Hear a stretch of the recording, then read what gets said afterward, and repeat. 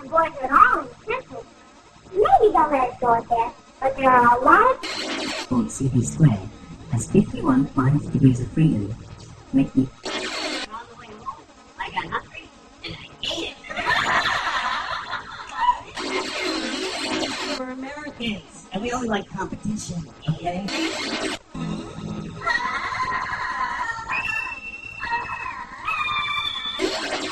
I'm eating, and I'm reading a book, and this wave just comes up.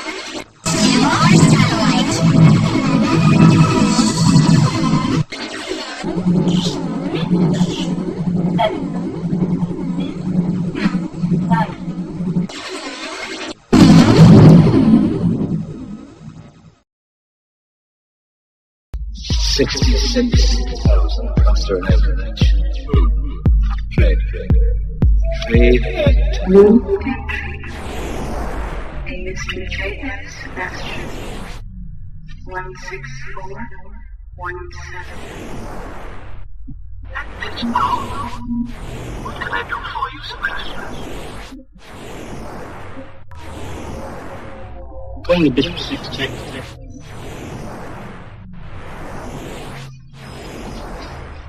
Nonsense.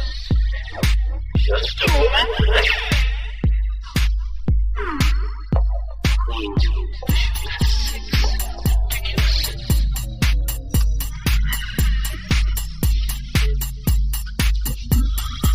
Name. Bishop 6.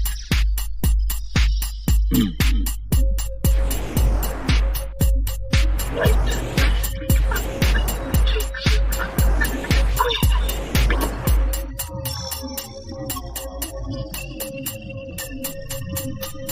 Trying to lose this, huh? Do you think it will?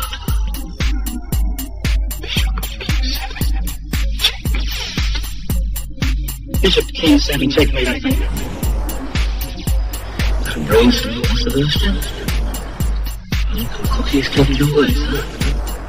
Let's discuss this. You better come on, Sebastian.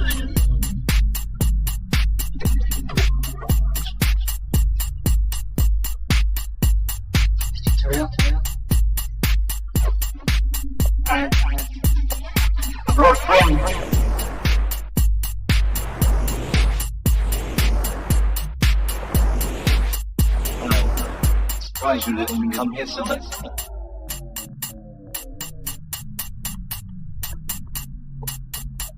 It's not an easy thing to meet you. What can he do for you? And then make every day again. Would you like to be ratified? Stay.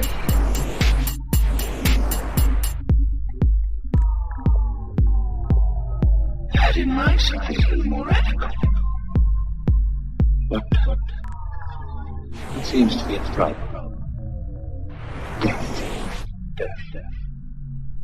Well, I'm afraid that's a little out of my jurisdiction. Your time or life. Fuck off.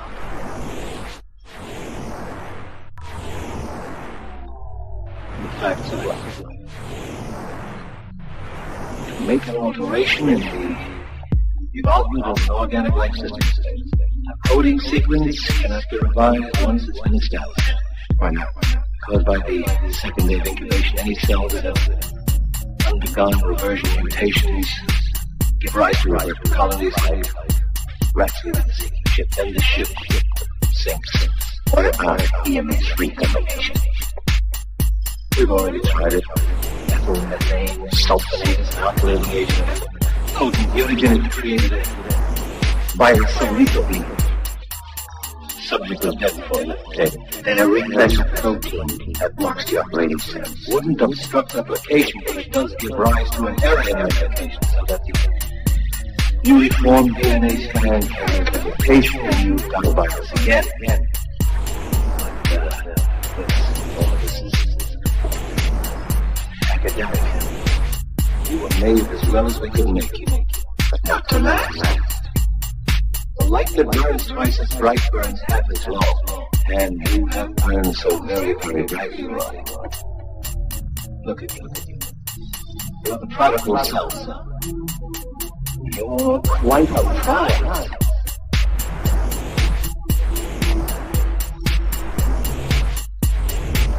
I've done questionable things, also extraordinary things. Never left my time.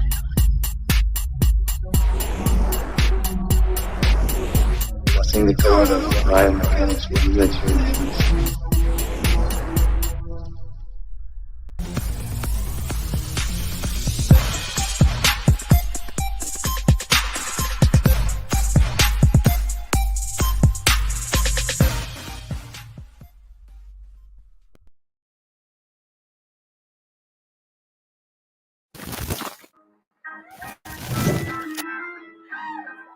All right, folks, here we go. Give people a couple more seconds to join us. So I thought this would be fitting for the subject matter of today.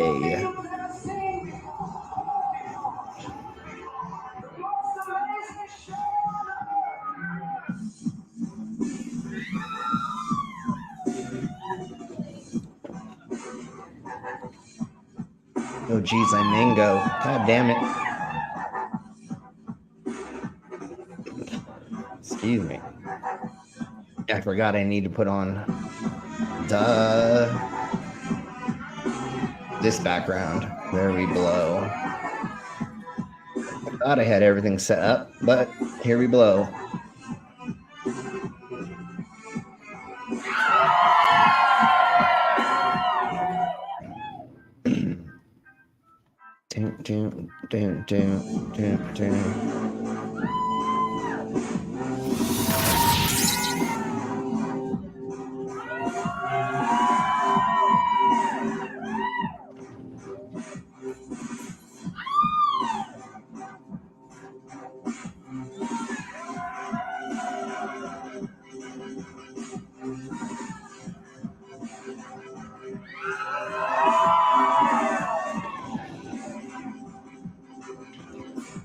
Ouch.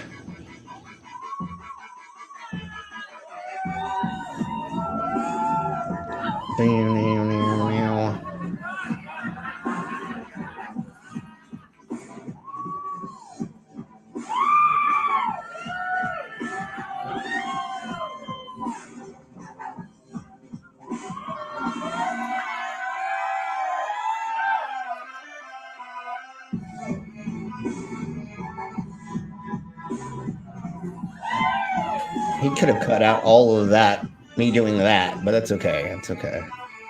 Would have made it 30 seconds shorter, but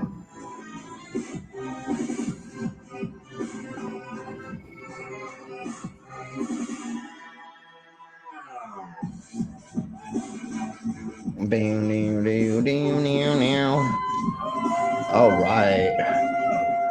Looks like we're getting some peoples in, so I hope you all are ready for this subject.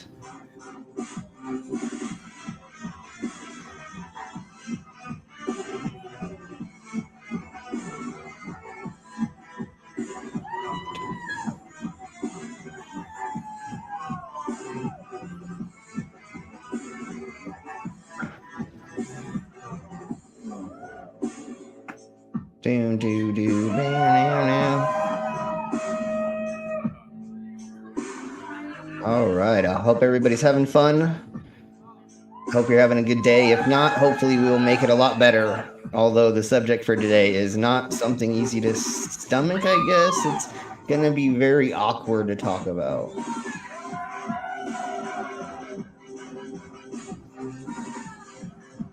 Ouch, that's the smarts.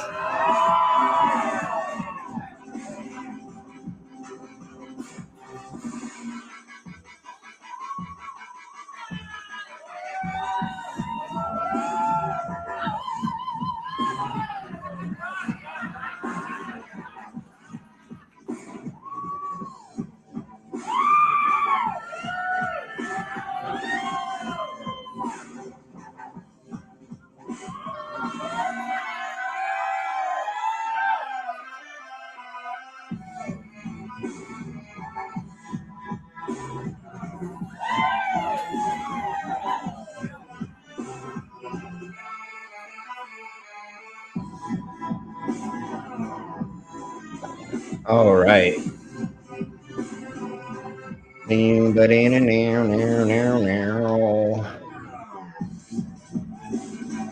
love how the numbers of people watching keeps changing, and I know it's got to be more than just what it says.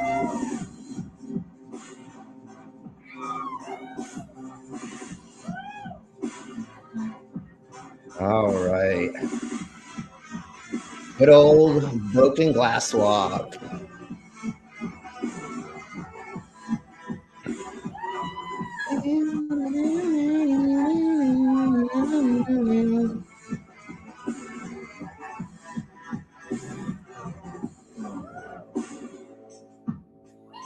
Yeah. Okay.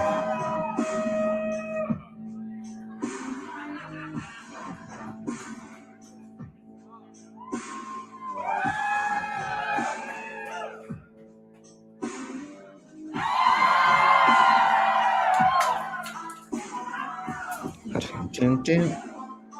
Boom, boom, dun. Dun, dun, dun, dun, dun.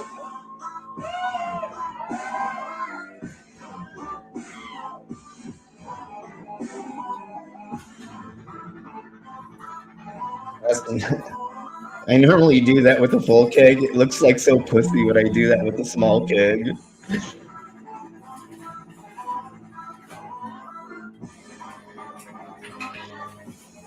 Okay, here we go. Proof that I used to do gay porn.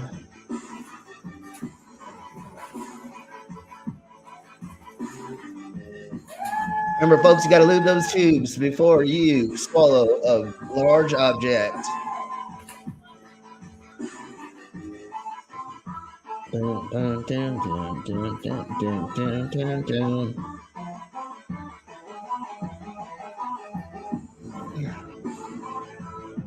If you're watching this later, please share this with your friends if you want to freak them out. And there we blow with that. I'll just get back here and then we'll go to that in a minute. All right, let's begin our intro ceremonies. Oh, shit.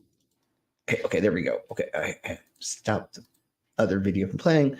So let's just do this. It's just like Killer Cop 4, but she's got Hema instead of fry cook balls. I need you, Action Bastard. Action Bastard, I need you. Action Bastard, I need you. Why am I wasting time dancing?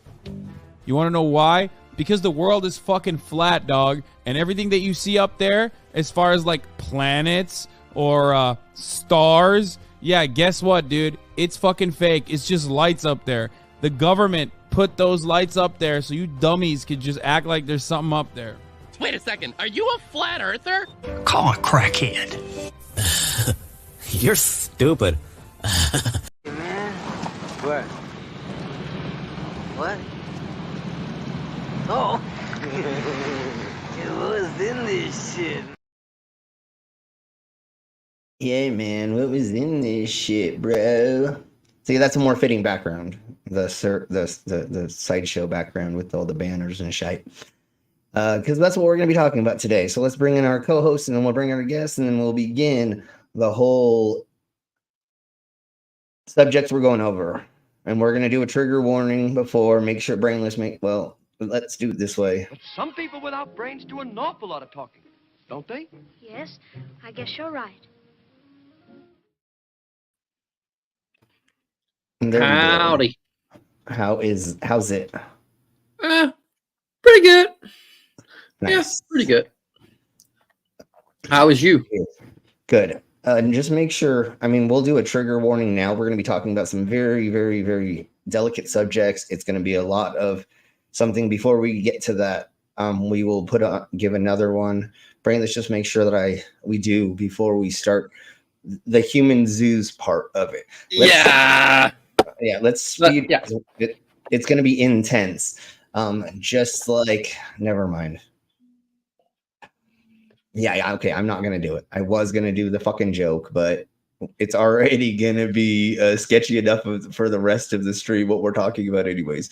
So here we go. We're going to speed run intros, and then we'll bring everybody in. so I don't get stuck on one person and then other people don't get brought in and stuff like that. You know what I'm saying? Like I figure this is a better way to bring everybody and say hi, and then we get started on the subject. So here we blow. We're just going to do this, and we'll start with.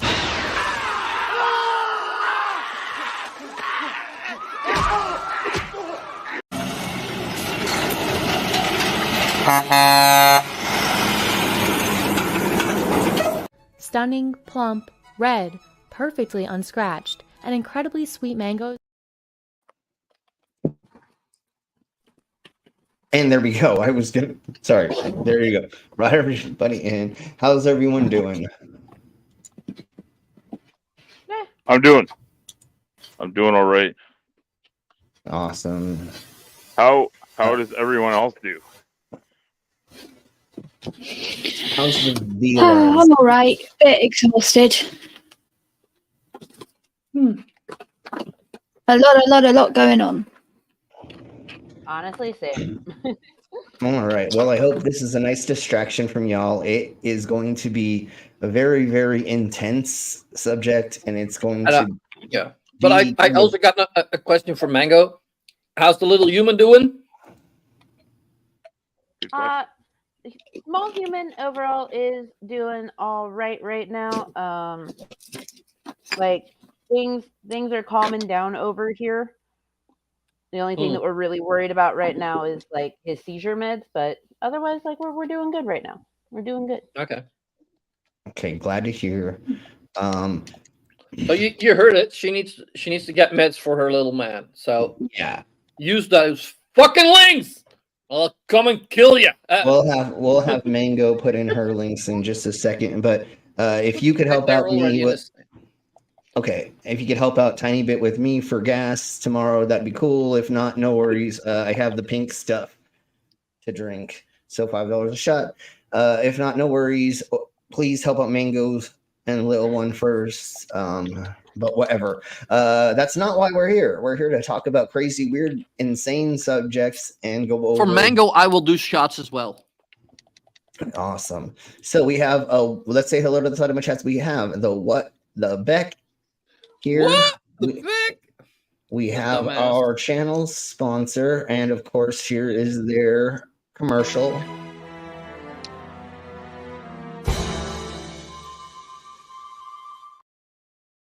Boing. Boing. Don't you know why?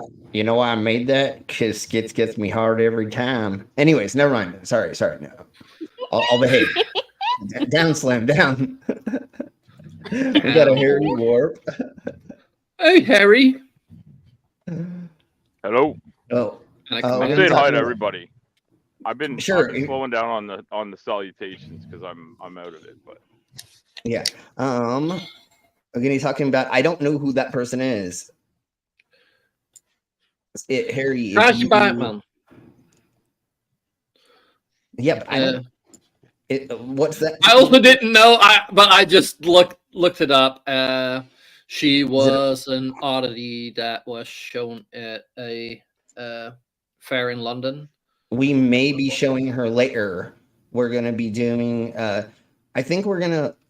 Well, let's say hello to the side chat first, and then we'll get into the how we're going to run this, because human zoos are very, very difficult to talk about, especially being a white people's.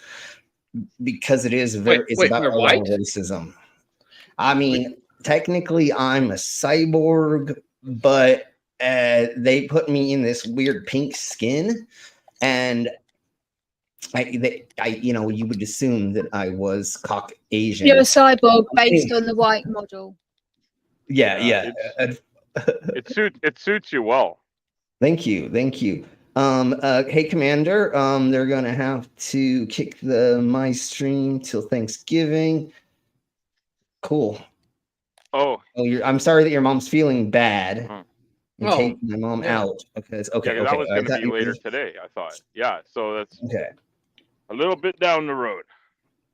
Yeah. That sucks. I hope she feels better soon.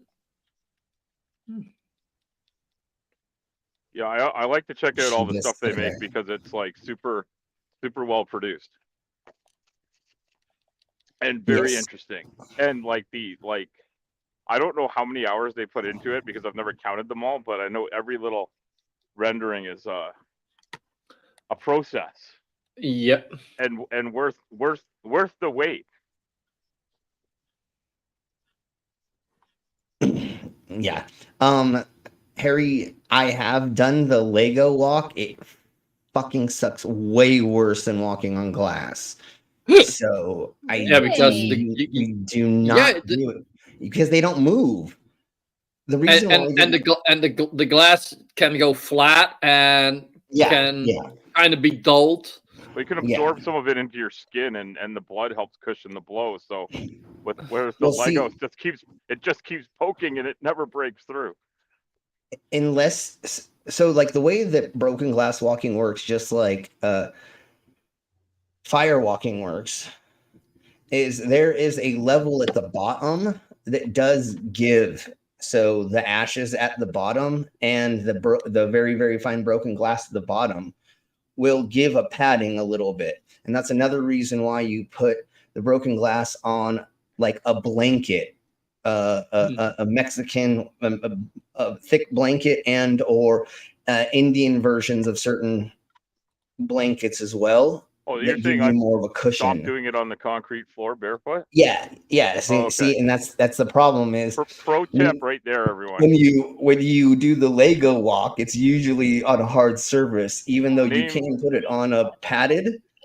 Yeah. But it's still Legos suck balls because they do not move. You can't get them to lay flat enough. Now you were fucking cursing.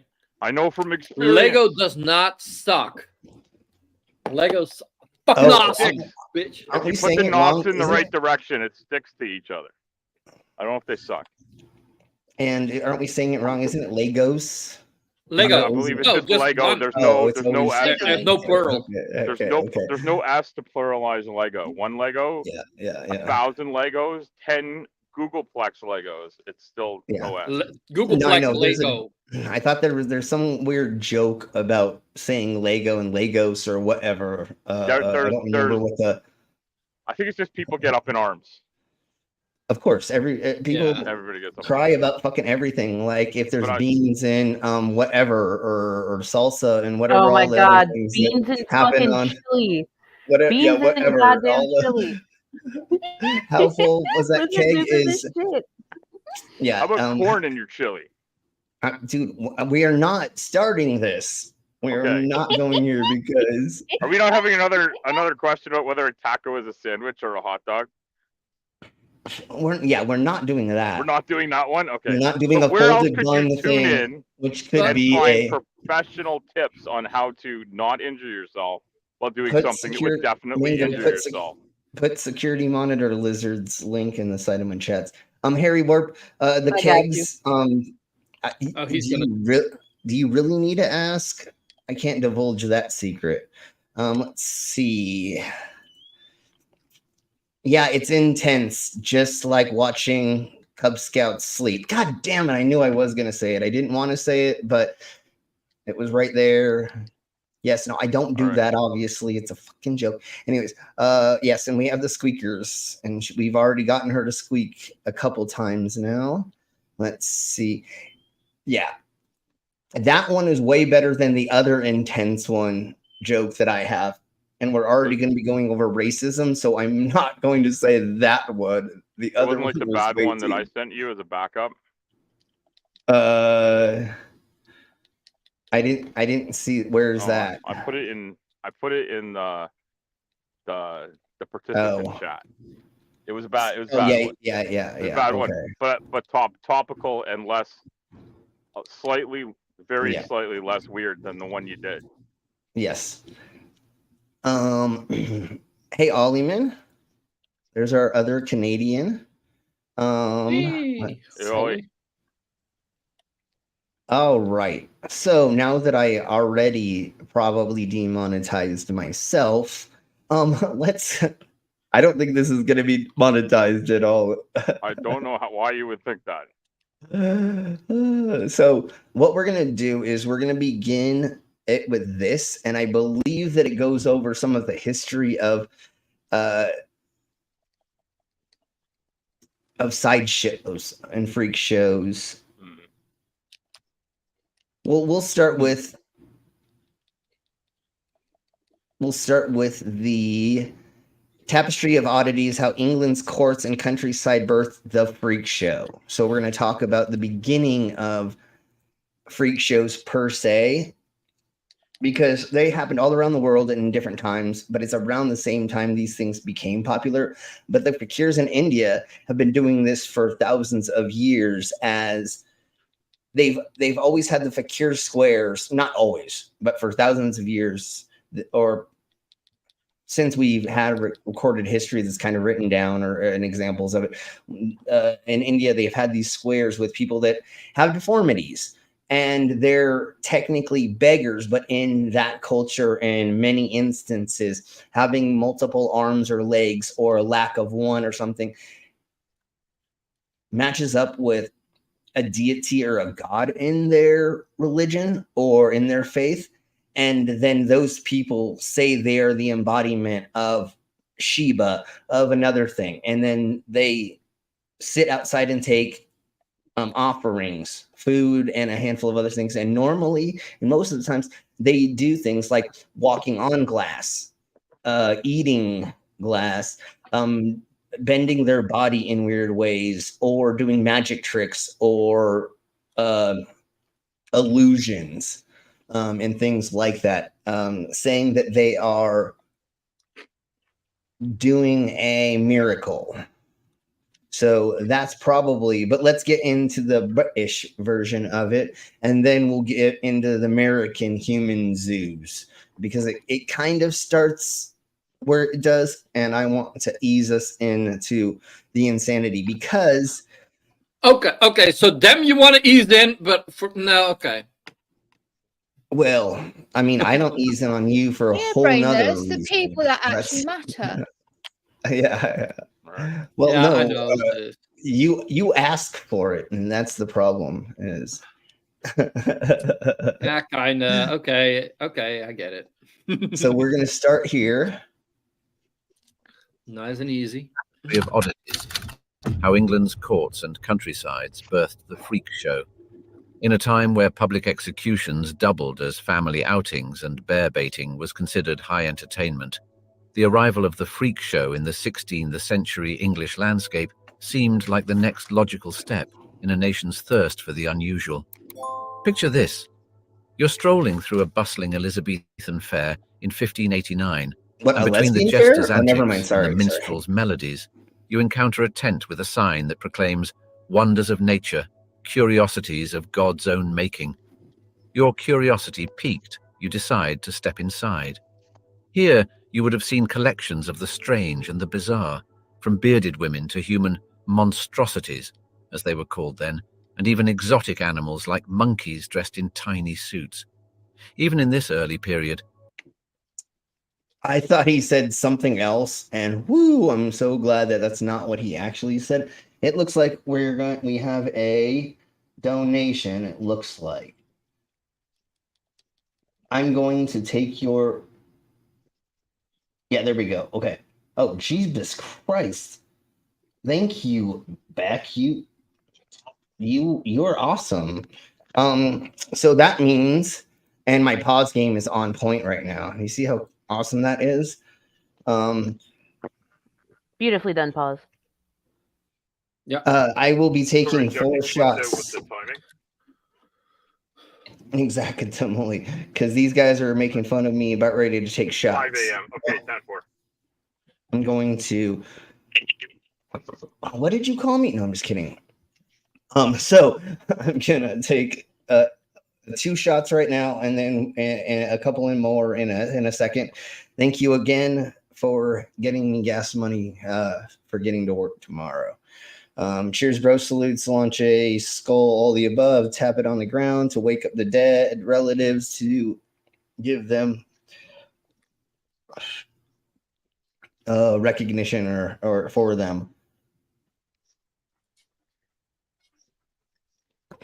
And really quick, I want to say, so during these times, they were doing very racist things, but having a handful of people in a tent that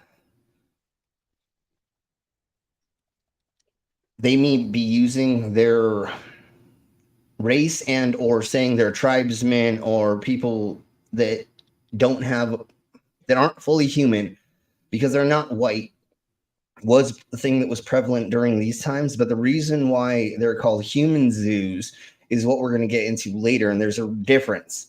The American human zoos are completely different than what was happening in the Europes for the traveling carnivals, circuses, and sideshows. So we're going to get into the early versions and what some of these people were made fun of because of not being white, I guess. I'm really trying to like watch my tongue the way that I say this, and this is why I didn't know if I wanted to do this, but I feel that it's something that we do need to talk about because it is a part of history. So anyways, let me do one more shot and then we'll go on. I do have one more bottle right here with my Bugatti.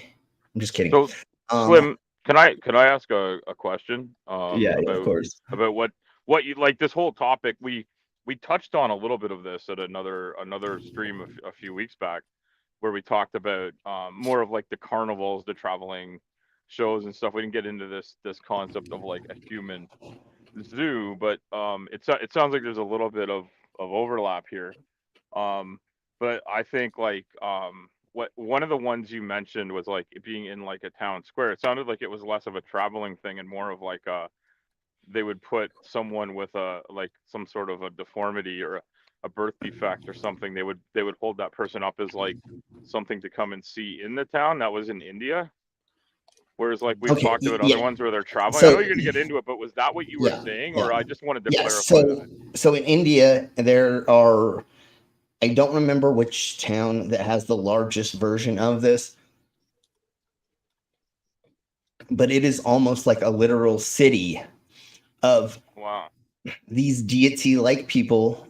They're these fakirs, and a fakir is a holistic shaman, somebody who believes in the mystical world and the mystical realm. So a lot of them, or they're holy men of India. Yeah, I guess that's an okay way to say that. I'm trying to not represent obviously other cultures, but I have done the studying that I've done. Like the reason that we know about glass walking, glass eating, doing the blockhead actually was done in India before what's his name in the Americas did it. Okay. So like I think borrowed from another culture, like so many things. Almost every single magic trick, sleight of hand, the ball and cup, things like that, was more prevalent over there. And then carnival, circus, and freak show owners were like, oh, look, if we take this and we put this and we have, you know what I'm saying? Then they manicured it to be another thing. If somebody in the side chat could look up what the name of that little, I don't remember what city it's in, but there's like the largest fakir. And this is current as well as you said it was historical. Yeah, there's still as long as it's been recorded history, it's been known at least that long, and then still today, this is this is a commonplace thing there. Or at least in this one place. There's multiple places around in India and Asia that have at certain temples people like this as well sometimes. But they're not saying you talked about like a holy person, like some sort of a religious leader or a healer, but they're not talking about healing them the way like some church leaders do, especially in the US in particular, but also here maybe around the world. They say they have a channel to God or Jesus, and that they'll heal someone of like a disease or like some sort of a disability. Say like they'll say like someone in a wheelchair will walk again, or Some do, I believe. Well, so it's kind of like they're also kind of like voodoo priests, and I know that is, we're going to different, All right. but they're also Yeah. kind of like that.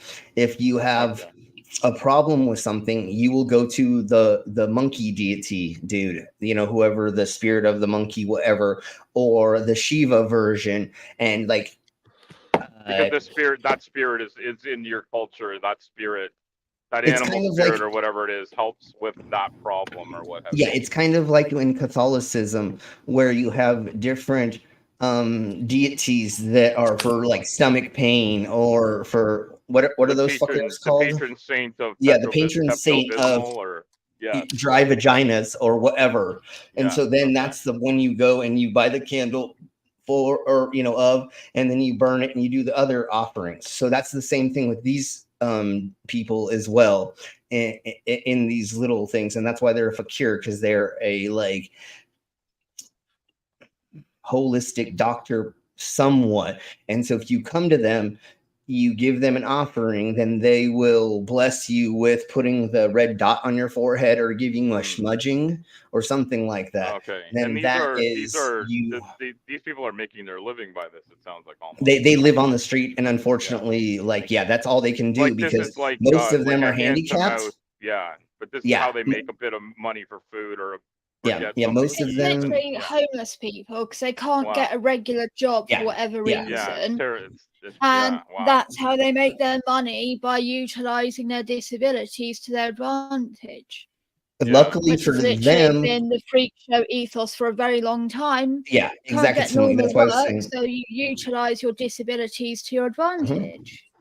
Yeah, it Exactly. sounds horrific, but I understand that there's another way to look at it, but it does. Well, luckily to some extent, I wish there was better housing for them, but luckily for them, their culture lets them be deities to some extent, and so they are looked up. It'd be nice. It's better than being spat on in the street like some homeless Yeah, people are in or other doing- cultures, but yeah, it's not. Or doing what we do to the homeless that have lost legs, limbs, or they have deformities, and you have to work in the street because you can't work, and our government does not give you enough assistance. We even if sent you them to war and are. brought them back without their limbs, and nobody. Yeah, cared. there's a veteran. I don't know. I'm not going to say what war, because I don't remember.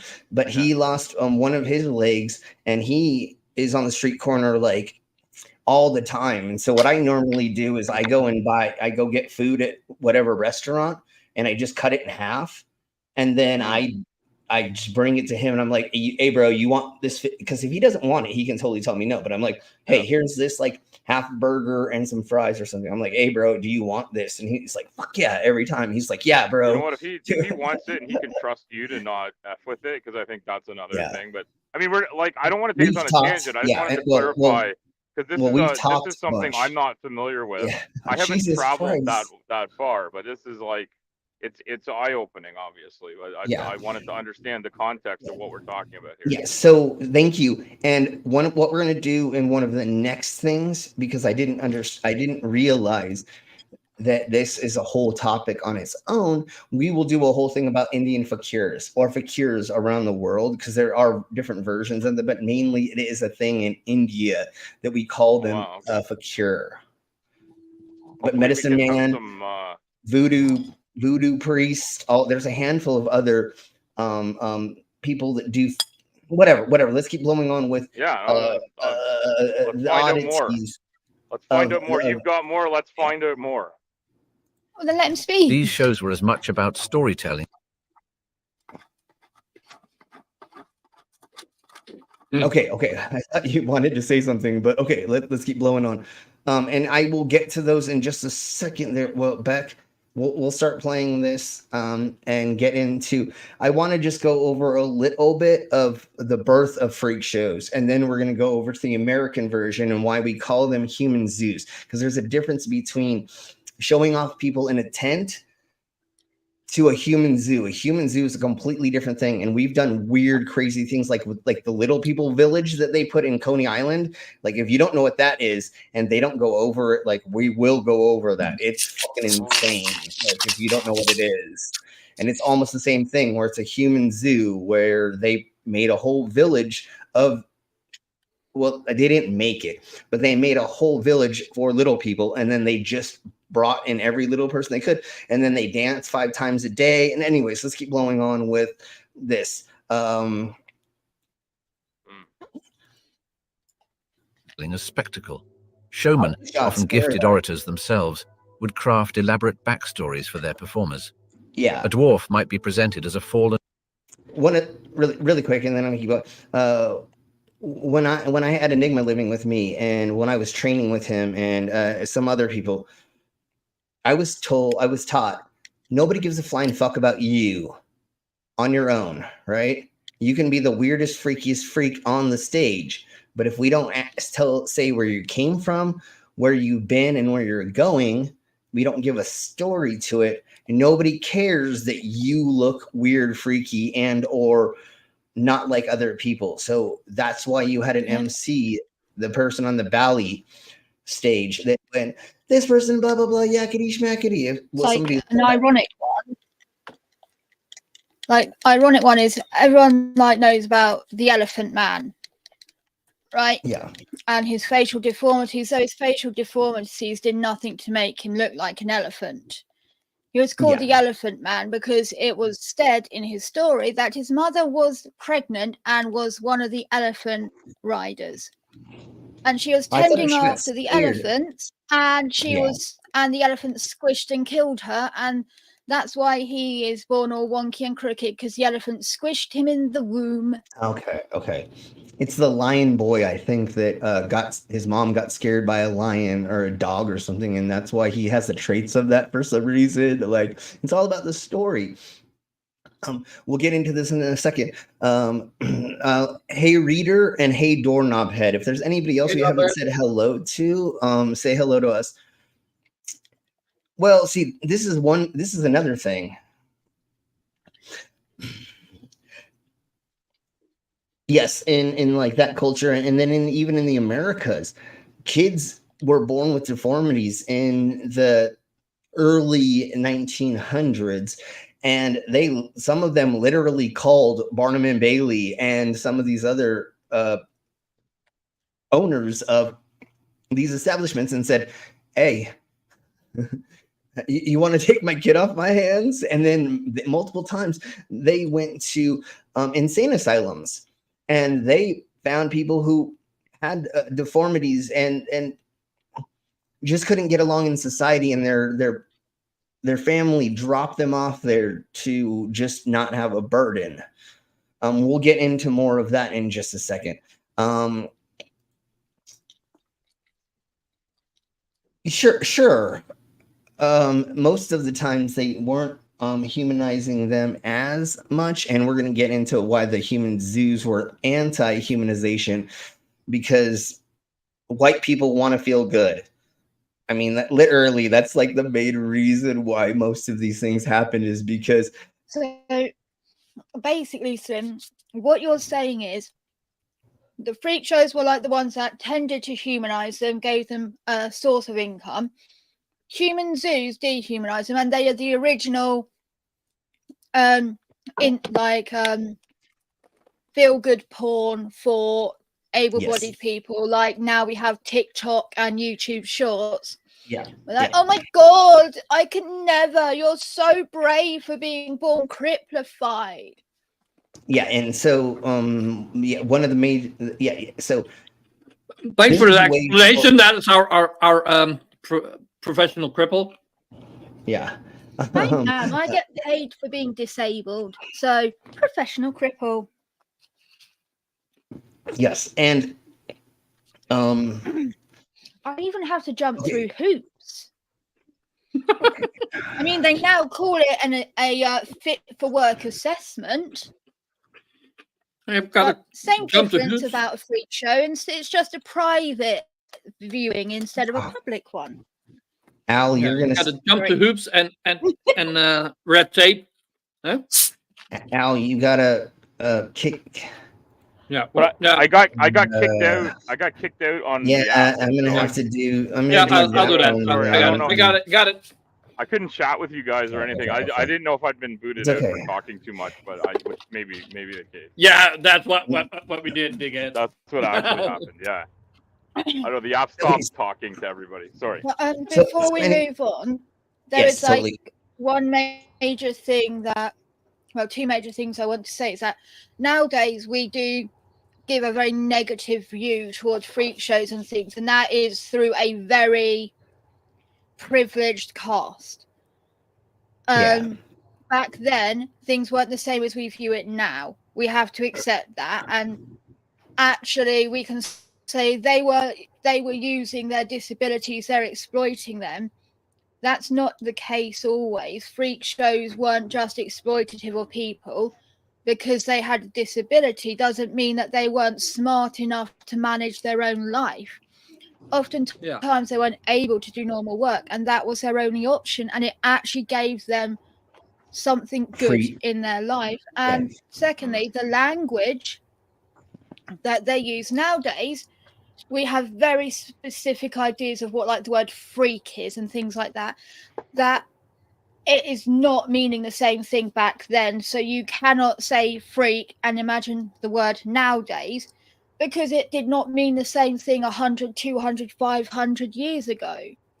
And that you really need to remember when listening to these sorts of stories and going over old accounts or like first-hand, second-hand accounts or situations, because like it makes them seem really horrible, when in actual fact, when you understand the difference in language, you're like, oh, I mean, that's not great, but they weren't a monster.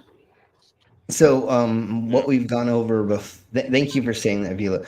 What we've gone over in the past on this stream, or this subject of the stream, is how a lot of these people actually became famous, made a bunch of money, had multiple properties, all kinds of stuff. So it was very positive for most of them, until we get human zooey kind of. But a lot of these people actually were well off, even if sometimes they didn't have the mental capacity, but like most of the time they were still taken very well care of. But as ever, when things became way more like corporate, like, for lack of a better way of putting it, corporate America, and they were trying to maximize the most funds of money through them, that's when things took a turn for the worse, when they were like, fuck humanity, fuck their human rights, I'm going to make as much money off them as possible, as opposed to earlier on, there wasn't that same emphasis on it. Yeah, that's an important distinction, like where it was like a way of life for like, and like, you didn't mention it this time, but another time you mentioned, and I also maybe got disconnected for a bit, but you mentioned about how there's a community, like they travel together, they're like a bit of a family. They like when it's these traveling carnival type shows, like it's a little bit different than one person or one entity collecting all the money and keeping everyone locked up and trotting them out kind of thing, right? Like it's a different spirit behind it in those two scenarios, right? Like it's not a I think it's important to recognize that difference, and I'm glad Vila brought that up and described that too. That's because this is, like, I think people still have a curiosity. Like I feel like this is almost like reality television today is kind of like done some of this sort of stuff, right? Like reality TV, TikTok, YouTube, all that. Now people don't have to leave their home to view the freak shows and to see the oddities and things. And much as back then, there are still the open quote end quote gaff, where people are now faking their disabilities on like TikTok, things like that, acting as if they have certain disabilities. Tourette's and dissociative identity disorder are the big ones that get faked, and to earn money. So like, there's still the same thing happening, just under a different label. Then there's still the same exploitation of people with these health conditions, just same shit, different label. Okay, so let's see. let's keep blowing on because we haven't even gotten to the meat and potatoes yet, and I want to just give a little bit of history on the beginning of what were called freak shows being showed in the UK. A nobleman cursed by witchcraft. A person with physical deformities might be spun as That a was wild fake. man captured from savage lands. The practice was not confined to the rural fairgrounds. The court of Queen Elizabeth herself hosted performers with unique physical traits. Take, for example, the much celebrated visit of a certain hairy girl in the late 16th century, whose hairy rare girl. condition, hypertrichosis, left her covered from head to toe in thick hair. She became a subject of fascination among the elite, as her otherness was twisted into a form of exoticism. It's no coincidence that Richard Burbage, the famous actor and associate of William Shakespeare, found his own fascination with the unique human conditions often presented in these shows. You might argue that the bard's Caliban from The Tempest drew inspiration. That's a little bit different than what's going on the Tickama-Talks. Well, I guess it is to gain attention, but it's more to gain money, I think, is what. Like, we'll be talking about some of that stuff in the near future as well. And yes, everybody go and do all that stuff. From such exhibitions. As the years rolled on into the 17th century, the concept found fertile ground to grow. While the English Civil War brought a certain sobriety to public life, the Restoration period brought back the appetite for the extravagant. Samuel Pepys, the noted diarist, wrote about visiting a freak show in 1668 where he saw a dwarf who stood not more than 18 inches high and yet was 17 years old. His observation is one of the earliest accounts that underscore how deeply ingrained these shows had become in English culture by the latter half of the 17th century. And then they lied about numbers a bunch as well. He probably was a little bit taller than that. Or he was just a 6-year-old boy. Samuel Pepys may be like famous for his diary, right, about the fire of London and his cheeks.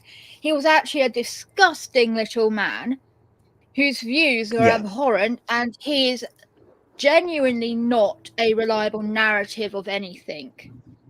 Exactly. Like most of the things he wrote in his diary have been proven to be like, where did he get that from? Like, 3 people were also there, and those 3 people say one thing and Samuel Pepys says the other, and it's like his diary is the version of and then everybody clapped of Reddit.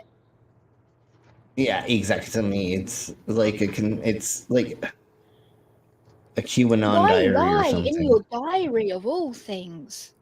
Because he thought he could sell them later or something. I think is Probably. What like the people were. I mean, I think that's one of the. I think that's it. Anyways, keep blowing on with this just a tiny bit more, and then we'll get into the meat and potatoes. Yet the phenomenon was not without its critics.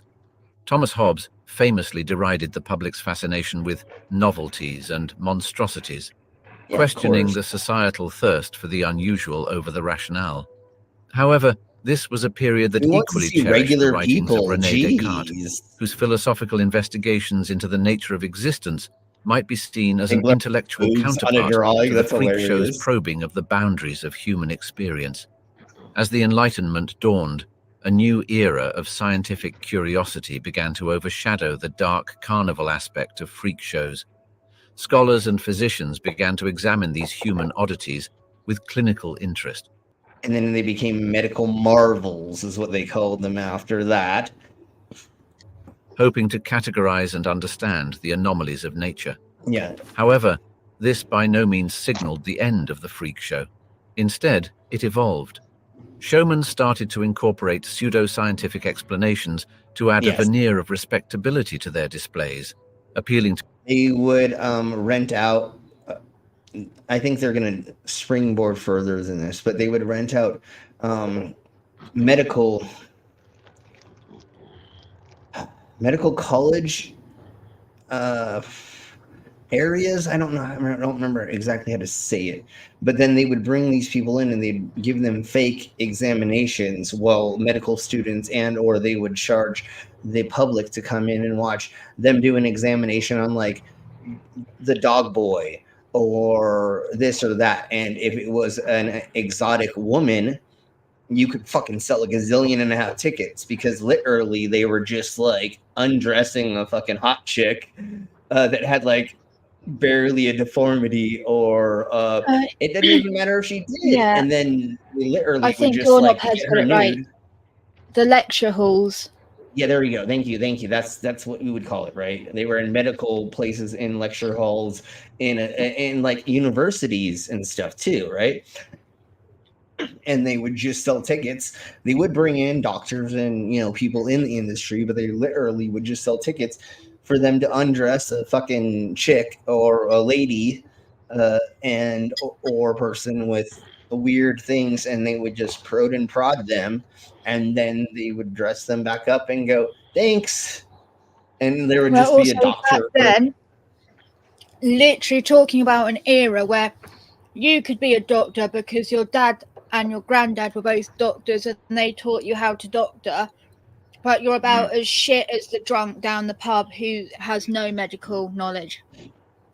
Yeah, and literally like at that you didn't time, have to be a smart doctor to be one of these people doing the lecture and being like, yes, look, this random patch of skin proves that they are not of God and are actually a demonic witch cursed human. And I believe that a lot of the times, or some of the times, they weren't even physicians. They were the they were the owners of whatever thing, a collection of people with oddities they had, and they would just put on a doctor's outfit, rent out the hall, and then go in and go with a pointing stick.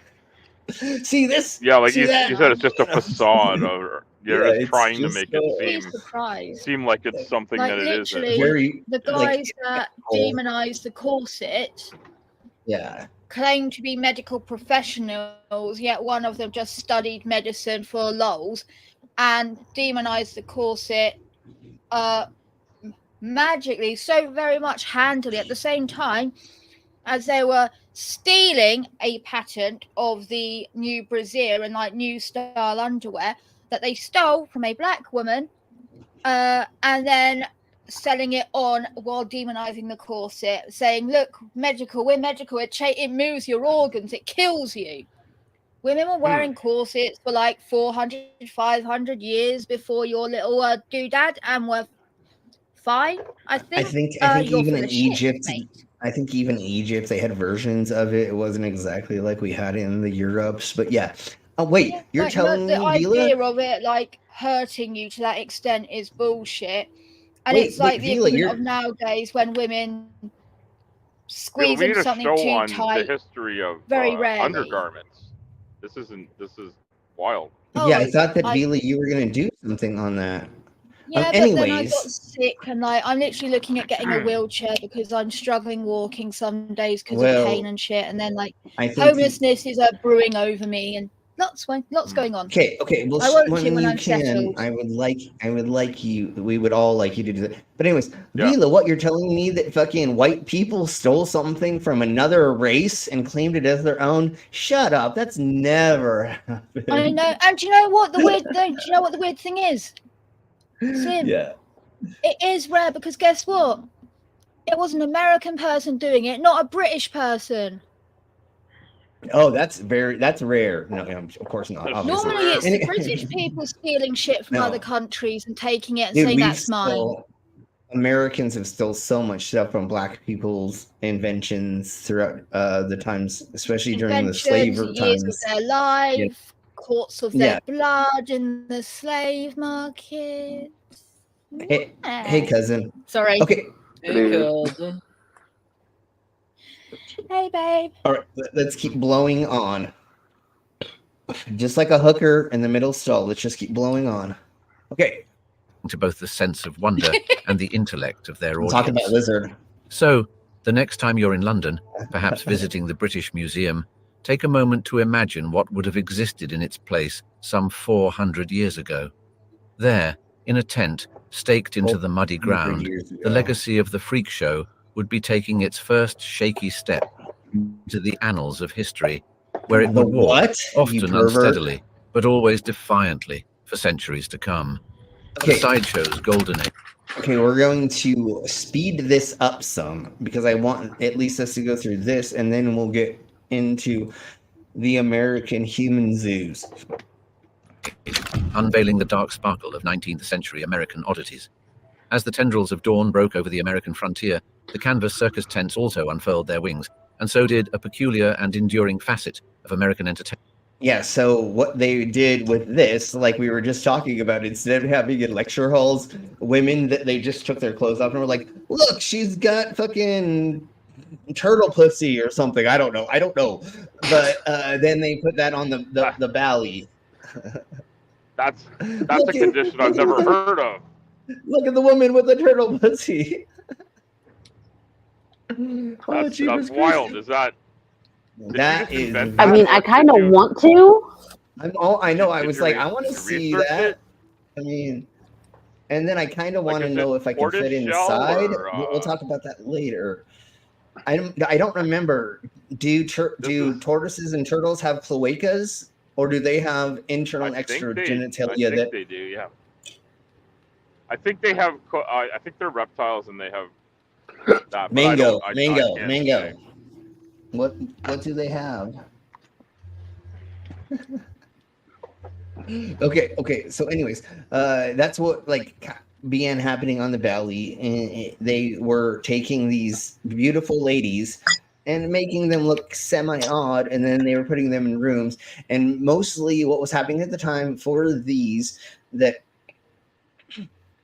I'm going to go over this very quickly. These are called girly shows. So what they would do is you would go on the Valley, you would go through the tent of the 10-in-1. And the reason they call it 10-in-1 is because you paid one price to see 10 freaks or 10 oddities. Then as soon as you got to the end of that tent, they would say, boys, girls, and ladies, please exit out this door. Men who want to see the leopard woman, the leopard girl, the turtle girl, the whatever, you got to go here. And then before you went to that other tent, you paid more money. And literally, it was just like a nude show that they showed you. Women that just had a leopard printed suit on or something. The turtle girl probably just had a turtle shell pasted on her back, or had a backpack on at a turtle shell, and then she danced around naked or took off her clothes to a band playing live, because they didn't have recorded music at the time when we're talking about this. When they did have recorded music, then yes, they did bring out the fucking record player with the fucking cone and put it out, and had a dude playing the music. And then it turned into tapes, and then CDs, and blah, blah, blah. And we'll talk about the progression of music in the freak shows and sideshows at another time. But let's keep blowing on. Entertainment, freak shows. The 19th century was a cornucopia of change. The Industrial Revolution mechanized the world. I'll be right back. And yet, paradoxically, the appetite for the human oddity reached an unprecedented peak. A cultural melting pot and an open landscape seemed to offer an equally expansive canvas for the bizarre and the extraordinary to stretch their legs. It was 1842, and New York City became home to Barnum's American Museum, an establishment that was one part human menagerie, one part exotic zoo, and another part theater, altogether a kaleidoscope of curiosities. But the human element was the ultimate spell that Barnum cast over the audiences. One of the most extraordinary acts was Charles Sherwood Stratton, better known as General Tom Thumb. This diminutive dynamo, standing only 25 inches tall when he first performed, was a prodigy of performance. He danced, he acted, and he even mimicked. So really quick, I want to say this. This is one of the luckiest people alive, born into a family of somebody who already runs the most famous. What were those called back in the day? He had the oddity museums, and also there we go. He originally had a couple oddity museums. One of them kept burning down. He had a 3-story building that kept burning down, and so then he goes, "Fuck it, I'm going to take this shit on the road. I don't want to fucking keep being a stagnant in one place location." And that's when he began traveling. And then his cousin, they probably already said this, his cousin or uncle or something, born this. Amazing person, and then he got brought on.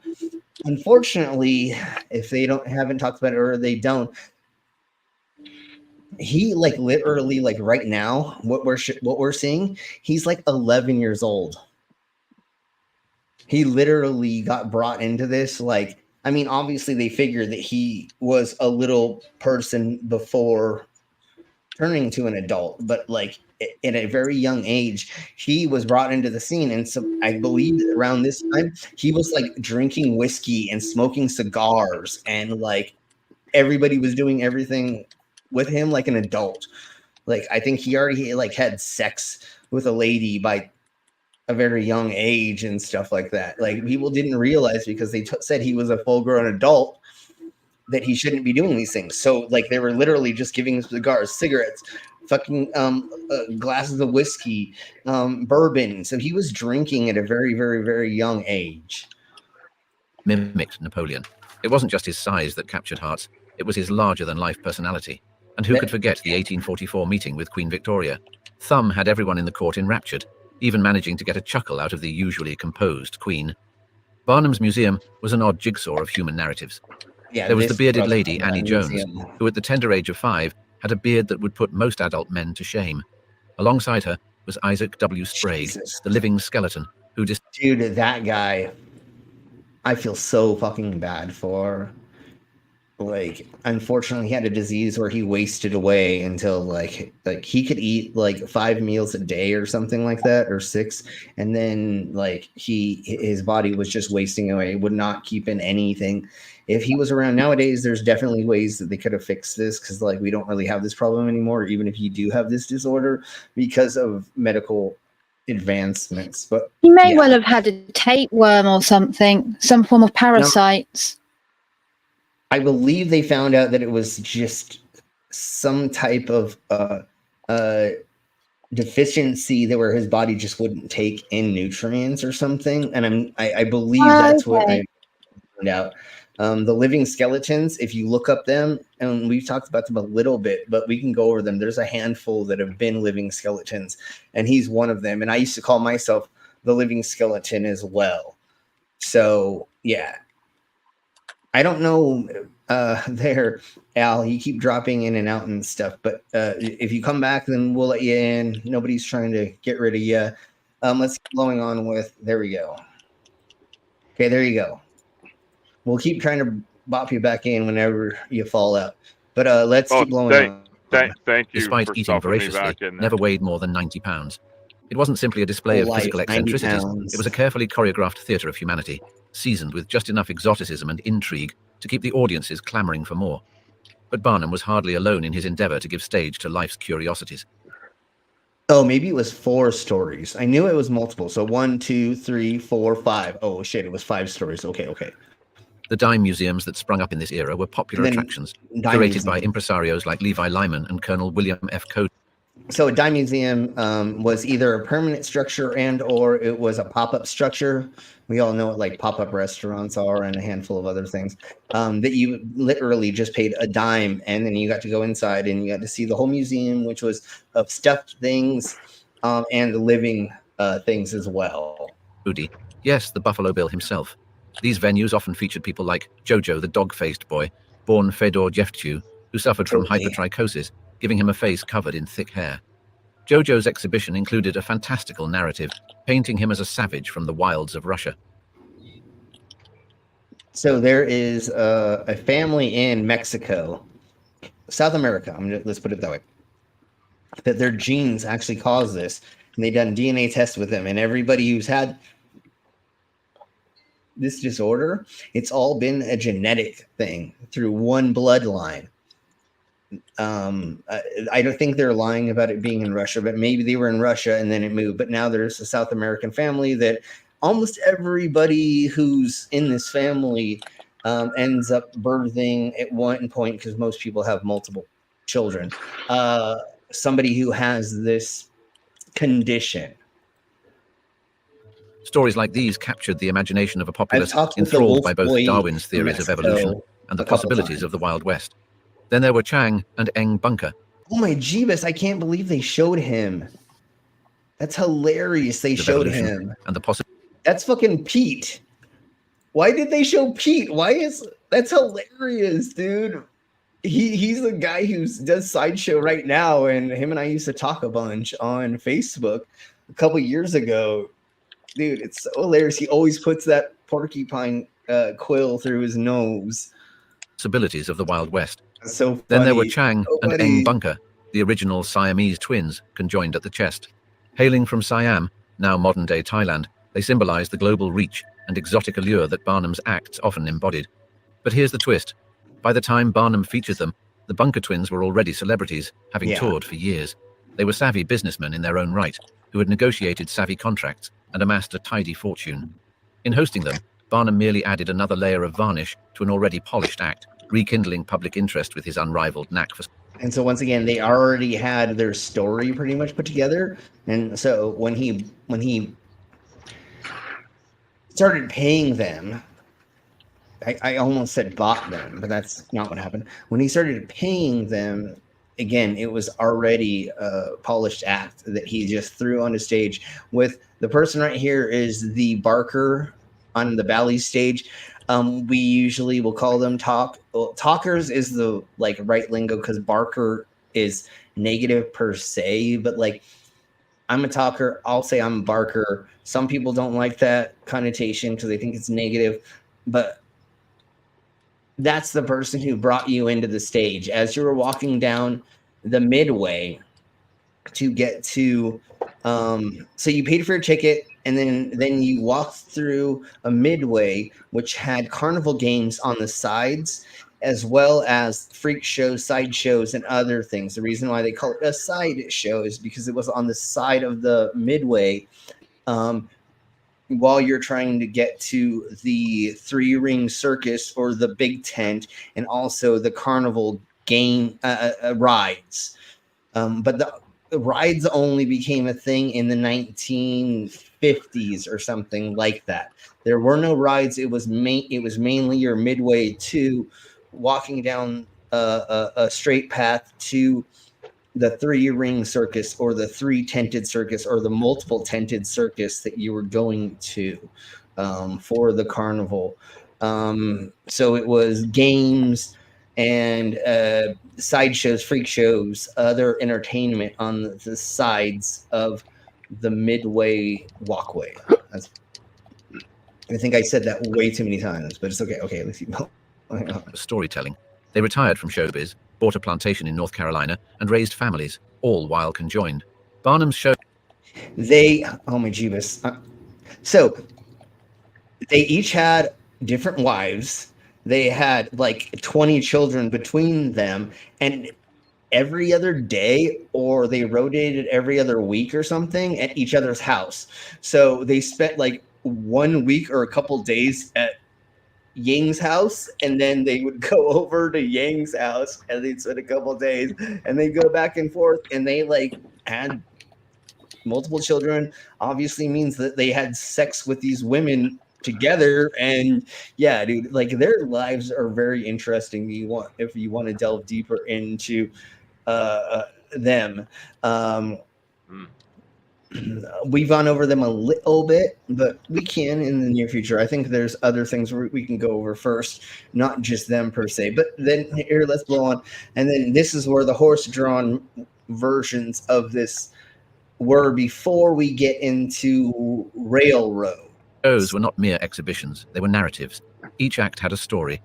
So there used to be dime store museums and static places where they had these things, and then they began taking them on the road. And one of the major reasons was because Barnum and Bailey, I think that's who it was, his museums kept burning down because everything was oil and gas, and there's so much flammable shit when you have like feathery things and weird fucking shits that you don't know how to like fireproof. They kept lighting on fire. So they were like, fuck it, let's just start fucking taking this shit on the road. Often embroidered with Barnum's unique flair for the grandiose, sideshow performers to some degree were celebrities of their time. And while the industry was rife with exploitation, it was also a realm where some performers turned their physical differences into financial independence. Quotes like, "Every crowd has a silver lining," attributed to Barnum, underline the period's strange interplay of opportunism and exploitation. And so, in a century steeped in scientific progress and moral questioning, The American freak show stood as a testament to the society's complex relationship with difference. Mark Twain, the great chronicler of 19th century America, observed, "Truth is stranger than fiction. In this era, it was as though life sought to outdo art at every turn, rendering the strange as an everyday spectacle and making celebrities out of those society would otherwise shun. As the tent flaps closed behind you, you couldn't help but wonder, was the sideshow a mirror held up to America? Or was it America that was the grandest show of them all?" Okay, so there's that. And then now let's blow into this. I'd really like to start it from here, but unfortunately, we have to do the intro. And so here we go. Trigger warning, everybody. We're going to get into some maybe somewhat difficult things to talk about, and not really, but just a trigger warning for anybody.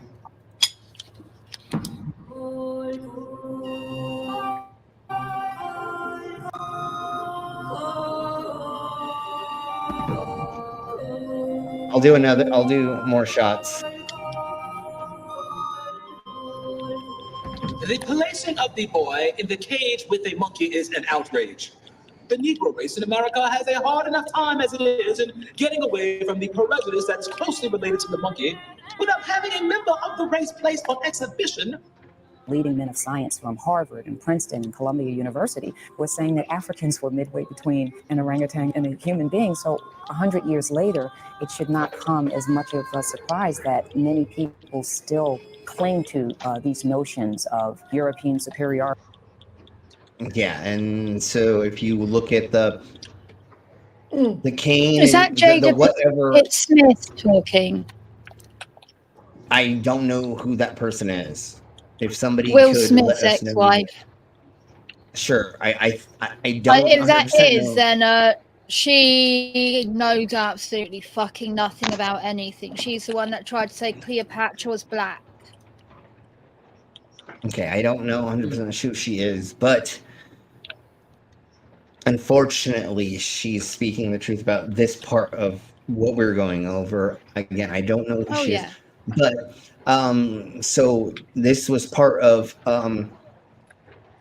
what religious zealots in the Americas did to propagate the white race is the better race, and it's something in the Bible where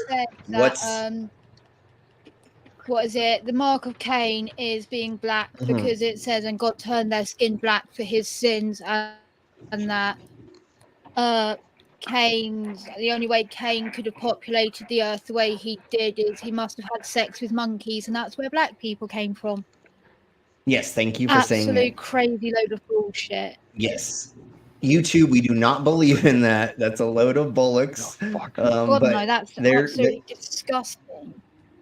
No, it's horrible, and that's what the white nationalists, the racist white people in the any of the racist people in the world are using is that trope that everybody else that's not of pure blood white, they are not pure, blah blah blah. We're anti that. We're definitely against that. That's why we're doing this. So let's go into African inferiority.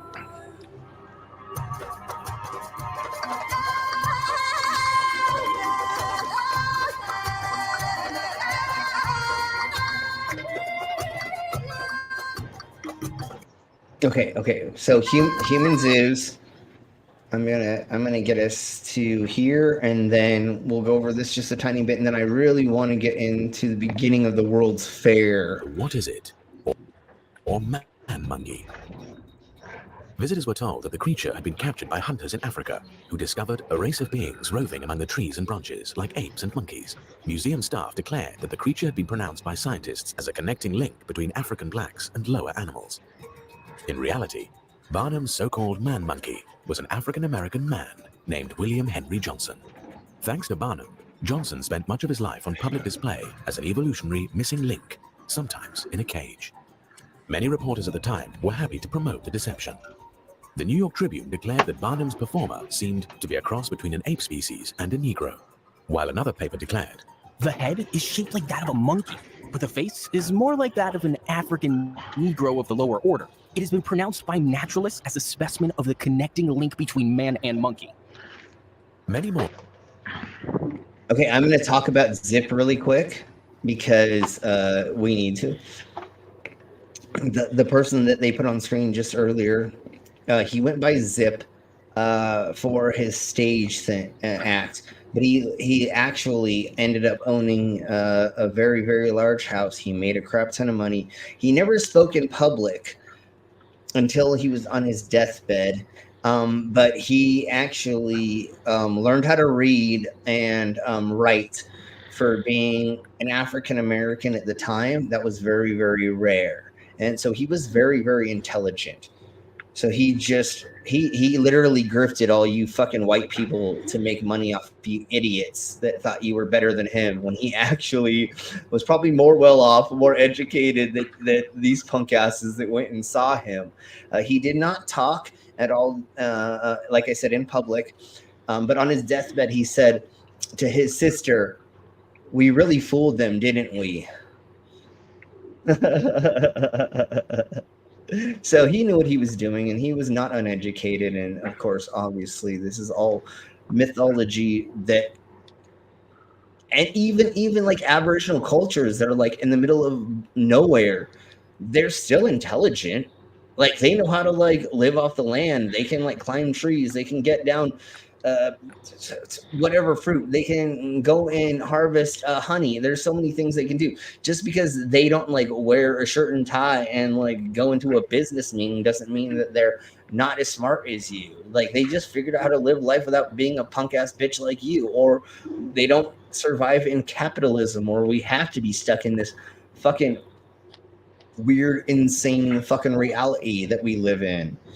So I'm gonna keep playing this for just a second. Well, no. I want to get to the beginning of World's Fair,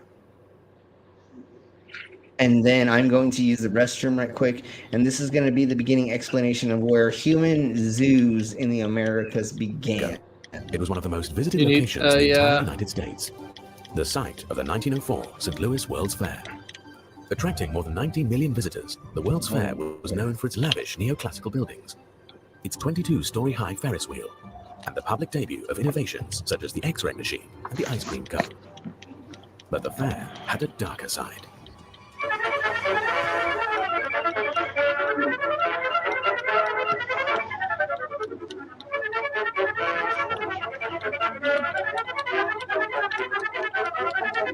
Organizers imported thousands of indigenous peoples from around the world to be put on public display in what was essentially a giant human zoo. Unlike freak shows, the human zoo in St. Louis was created with the cooperation of America's scientific establishment. The man behind the human zoo was anthropologist William McGee. One of the nation's leading scientists, McGee had already served as acting president of the American Association for the Advancement of Science. In 1903, he was asked to head the anthropology department for the World's Fair. McGee had grand plans of presenting the story of human evolution by displaying representatives of what he considered lower stages of the human race. McGee's plans reflected the ideas of mainstream anthropology of the time. Anthropology was kind of founded on this idea of mapping civilization from the highest to the lowest, right? With the lowest at that time said to be Africans. I don't think that's who you thought that was, because she has a PhD but it doesn't matter. Yeah, no, anyways, that's not them. Yeah, That's I good. figured they weren't just going to throw that person in there. I thought that she did have a PhD, but once again, I wasn't.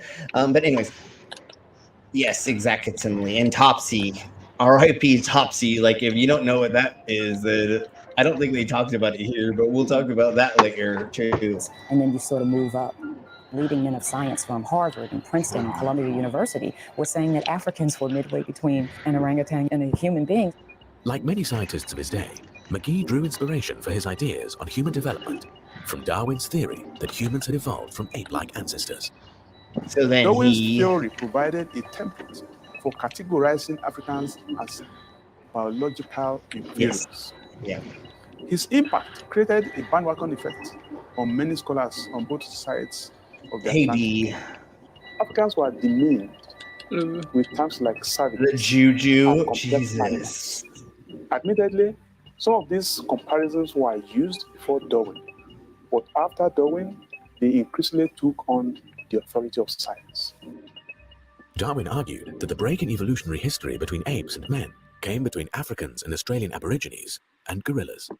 In other words, he thought blacks were the closest humans to apes. German scientist Ernst Haeckel helped popularize the idea. Ernst Haeckel was the leading German Darwinist in the late. Okay, so we understand that part of it. Let's get to like the next part, and let's skip to where the other parts of it are happening. And then once again, I just want to say the reason why we're talking about it in this way is what? Trigger warning.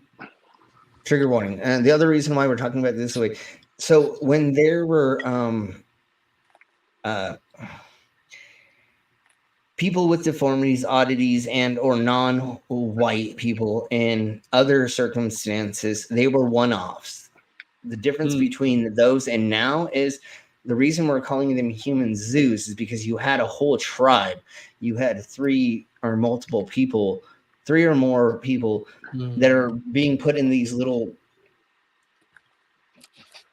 contained areas, like in a zoo, and then being shown off. So it's kind of like in a zoo, you have like 5 tigers or you have multiple elephants or whatever. That's the difference between the other history that we had and now. They're trying to give you this whole like, oh, look at these tribes peoples and watch them cook meat on a fire. We're so much better than them because they're fucking not cultured. They don't have a suit and tie on, so they must be lower. And once again, like we said earlier, this is to make white people feel better. So you have these inbred hicks in the middle of buttfuck Alabama that come out to see these, and they're like, hey, Bobby, Jerry, Joe, Brady, mama, sister, cousin, look at how dumb they is. We's better than they is. And you're like, no, homie, you're literally like, well, of course, the whites are better than them because the whites have learned how to oppress others. Yeah, exactly. We figured out how to take over other countries. Hey, Jasper. Let's keep flowing on. Of non-white peoples as living evidence of man's evolutionary history. The savage stands strikingly close to subhuman species in every aspect of mentality, as well as in bodily habits and bodily structure. McGee was determined to use primitive peoples at the fair to dramatize for the public the different stages of human evolution, beginning with races he considered lowest. So at the fair, I don't know if they're going to say this way, but they probably will. Sorry, excuse me, pardon me. I'm trying not to burp on mic with y'all, but I don't have those flaps anymore because I'm a sword swallower. Sure, y'all know this. I'm sorry. Excuse me, pardon me. Anyways, so what they did is in the World's Fair, I think that there was like a main center point. I don't remember what that tower was in the center, but they, instead of having one midway, they actually had a splitting and it went around and made a circle because they wanted everybody to come and they wanted everybody to circle around. And like, that was one of the evolution of how carnivals and circuses began being set. Is instead of having one midway, it actually began a split and had a center point and people going around the center point. Instead of having side shows off to the sides, it changed the structure of how they were set up from then on after this World Fair. So in the beginning of you going to, like, let's say the right side, it's probably the left. No, it's probably right because people are right-handed and most people want to go to the left. Like if you're ever playing a video game and they give you choices for a puzzle, most likely choose the left-hand version or the left first because they assume that most people are right-handed and your brain wants to pick a right first. So a lot of times puzzle games will make the left be the first thing you got to do because that's not the natural instinct. So I think what happened. So in the beginning, you go to the right down that curve, which would be called the valley still. And it started in the beginning of human evolution. And then you worked your way up to the modern version of evolution in what they say. Obviously, we do not believe in this. This is not how humans work. If you're living in a freaking tribal culture in the middle of nowhere, why do you need to learn how to put on clothes? Why do you need to learn how to make like real buildings if you can just fucking throw a bunch of fucking plants together and make a mud hut and then you're golden? Why would you need to keep evolving further than that? That doesn't make any sense. So it's not that they're dumber, they're actually smarter for not pushing the boundaries of making 40-story buildings that fall over and kill people. Like, I mean, anyway, so it began at the beginning of what they considered evolution, and then make its way up, and then you'd see all the working freaks at the end. And then in the middle was all the theoretical technological advancements for the future. So they had like electrical balls, or they had like fake flying machines or weird things like that at the World's Fair that we're talking about right now. On the evolutionary scale, McGee arranged the native peoples to be put on display in villages designed to recreate their native habitats. So that's what I was saying. Before, it was just one-offs, right? You went and you saw, or a person of native culture came in front of you and did whatever they do. This was setting up whole villages with whole... They came in front of us? They came... Well, I mean, of course. Duh. How do you think they're going to spread the... Never mind. These villages were enclosed by fences, making them truly seem like human zoos. More than 4 million fairgoers they caged them in anthropological displays, eagerly staring at and poking at the indigenous peoples in their enclosures. Yeah, see? Adding to the indignities, native peoples were pressured to participate. Once again, YouTube, we are anti this. We're so against this, but like, this is something that needs to be talked about. And if this is something that is on YouTube already, you're okay partially with this. But this happened with cowboy shows, Wild West shows and stuff like that. They brought the Native Americans out and then had them put on fake headdresses and had them doing all these different dances and stuff that were not actually proper for the time, right when they needed to do them. There are war dances, there are peace dances, there are grass dancers, and what the grass dancers do, they come out and they stomp down all the grass in a certain area so that you can have an area for dancers to dance and or for other ceremonies to happen. So these people were being made to do these ceremonies not in the right times or not for the right reasons to get paid and to have protection, which is good but bad because it was propagating racism, especially with the evangelical Christians and Catholics saying, oh, look, white people are better than all these other people, even though look at how amazing these fucking this regalia is. Look how fucking awesome their fucking like hair, the braids, the fucking all this that they're wearing is fucking amazing. Like, this is not proof of an uncultured fucking society. You know what I'm saying? Like, literally, like, this shows that they like know how to fucking braid, they know how to make clothes, they know how to like put feathers inside of a thing. And this they know how to put feathers inside. All of these clothes are made to last hundreds of years. I have Native American stuff that was native made that like it will never like go away unless like I bury it for fucking 50 years and keep pouring water on it like forever. The way that they cure the leather, the way that they tie things, the way that they bound things together, the intricacy of the beadwork, like for a 16-year-old girl to go into adulthood, her family has to make her a beaded gown or a beaded something that takes a gazillion and a half hours to fucking make. it's usually the whole family, the aunts, your sisters, your mom, your grandma, that go to all come together and make different parts of your beaded outfit. And same with the boys going in adulthood. There in most cultures in the Americas takes like so much beadwork that like it's insane. People that don't have a brain couldn't do the mathematical equations to figure out how to make all those beads in the right order with the different colors to make out these patterns and all this blah blah blah yakety schmackety. So, anyways, keep blowing on. No, we're drinking. I'm drinking more now. Jesus Christ, Beavis and Butthead. Okay. Participate in a series of athletic contests designed to show they were biologically. Barbarians meet in athletic games. Like, just look at how fucking racist that. So, oh my Jeebus Christ. Okay. I'm gonna have to do this. I'm gonna take a shot right now. This is my last shot that I have. I didn't know this was gonna happen. So we're gonna do this. I'm gonna do this. I think I have this. Nope. Here we go. Cheers, bro. Salute, Solanche, all the above.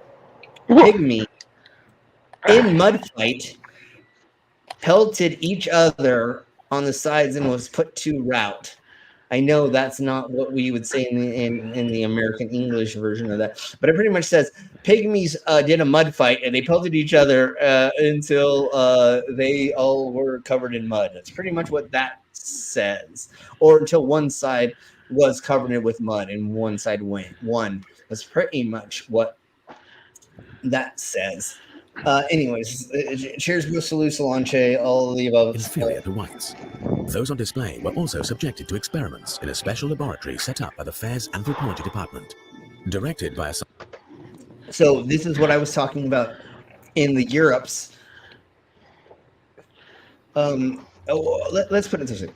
They were doing this in the Americas and the Europes, where they were going and getting lecture halls, and they were poking and prodding mainly naked females. It was very rare they brought in a dude unless he had a huge cock or some other really insane anomaly in these instances. But mainly they brought in like females and they just took off their clothes and just like poked their tits and like showed their vaginas to people that paid money.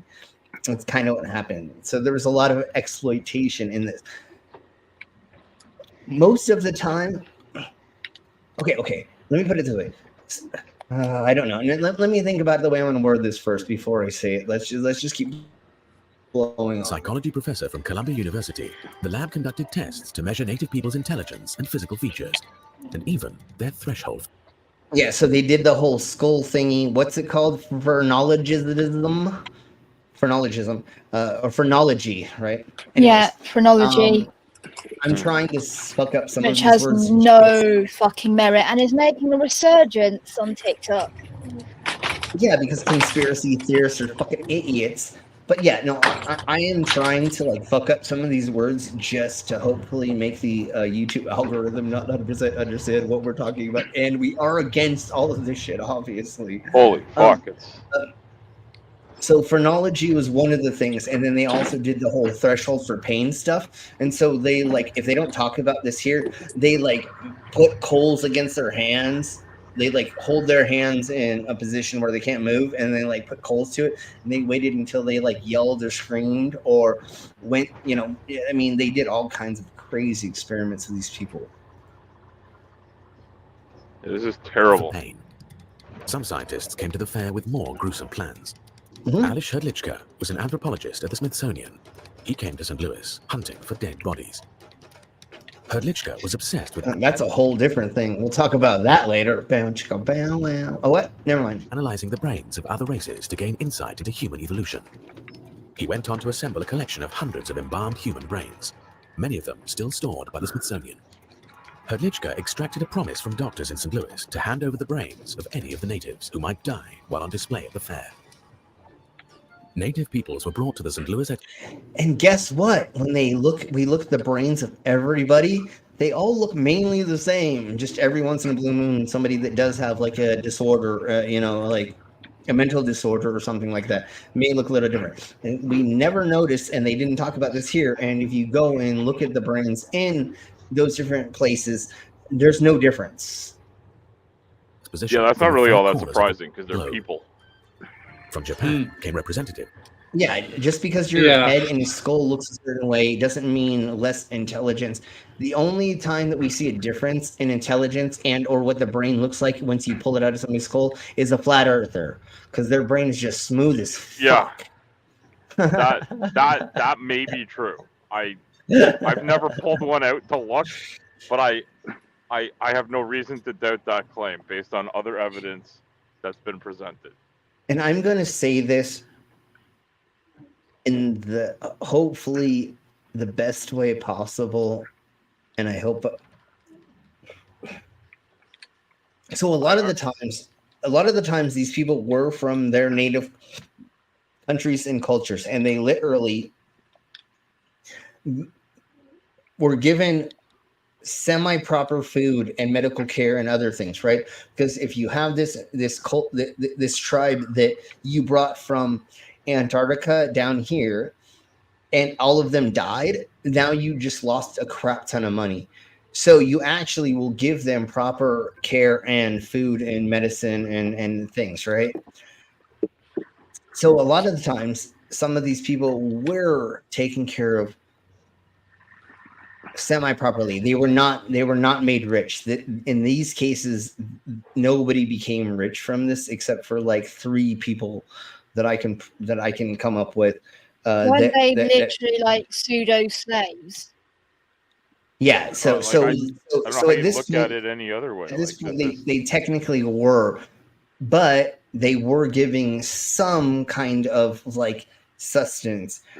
A lot of the times, though, there were times where they just went down to the bar and they just found the local drunk that looked native enough, and they just said, we'll give you enough alcohol for you to perform. And that's mainly like what happened with the people that bit the heads off of chickens and or got feathered and tarred and feathered, and a handful of other things. The weird beast people. You literally would just go to the fucking bar and just be like, who's the most alcoholic person who is here? And then you go to them and you say, I'm going to give you $5 right now. And if you show up in the morning, I'll give you like as much alcohol as you want and more money. And they would show up, and then you would just like pay them to do the things you wanted. But yes, they were technically indentured slaves, because 8 hours a day or whatever, however many times a day they wanted you to do this fucking ritual, or for you to do whatever you had to do. And then you did not live in your culture anymore as well. This is tremendously disturbing. And I understand. Yeah. Once you were there, it's not like they made it easy for you to leave. It wasn't like Disneyland. Once you're there, it's not like they made it easy for you to leave. The likelihood no, you couldn't. Especially as a woman, the likelihood is you would be sexually assaulted.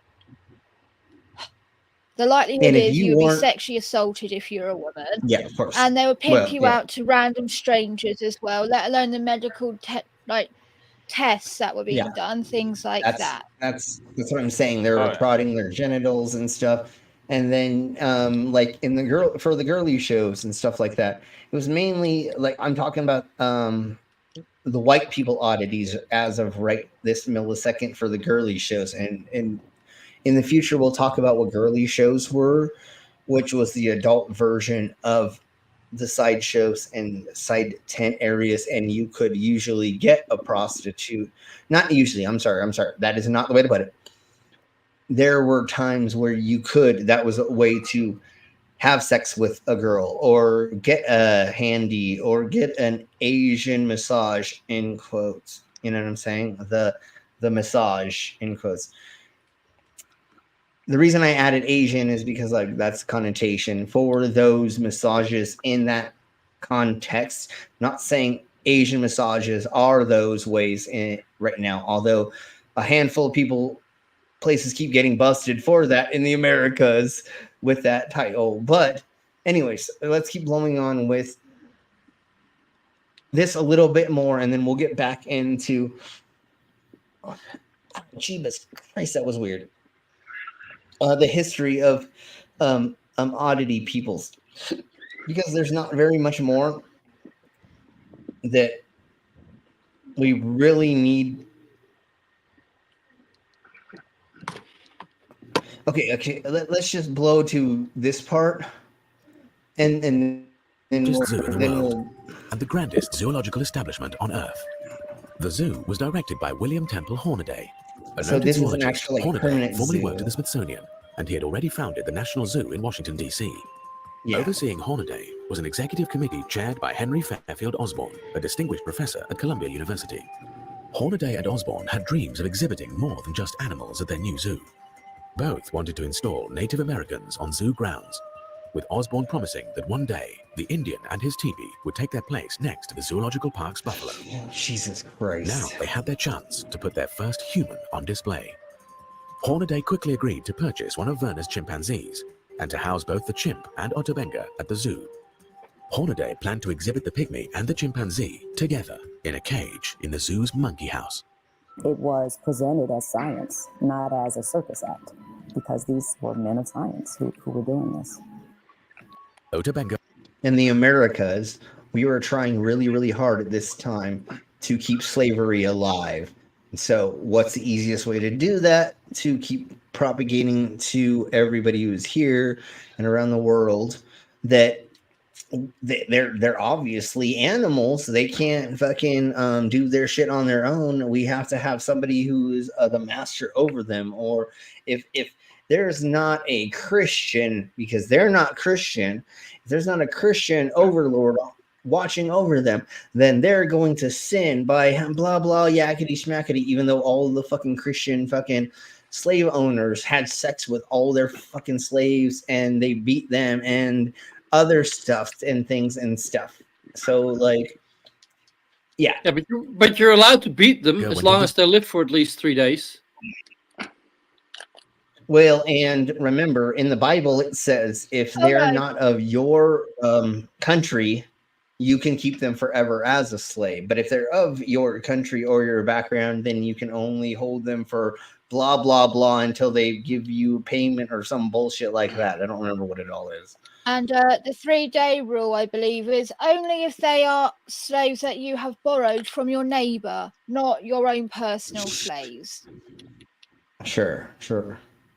Because there's a lovely differentiation between what you could do with your own slaves and what you could do with your neighbor's slaves. Yeah, in the Bible it says, I can beat my slave up until death, but it isn't a crime until they die or something like that, right? Like, anyway, like that, like when you're talking Bible like that, right? versus America's rules on slavery as well, and there's some specific wording that says that you can beat them as long as they don't die within so many hours or days of the beating itself. Yeah, that's what it is. And that is if they are of your own race. It was. There's a whole there's different rules for if they were taken from the lands around you, not from your own neighborhood, kind of thing. Yeah. Thank you very much. Yeah, thank you very much, Jasper, for gifting somebody a membership. If I don't know who that got gifted to, if you're here and you got gifted that, because it's actually random and it can go to any of our subscribers. It got to Ollie. Awesome, Ollie. There you go. So the Canadian Alderman. Hey, awesome. Ollie, it's a member. Sweet. So if you're a member, you can post thingy-mabobbers in the Sidema chats. We have the Flat Earth. We have talk about it later. We have a handful of other things. So for you becoming a member, here is the video.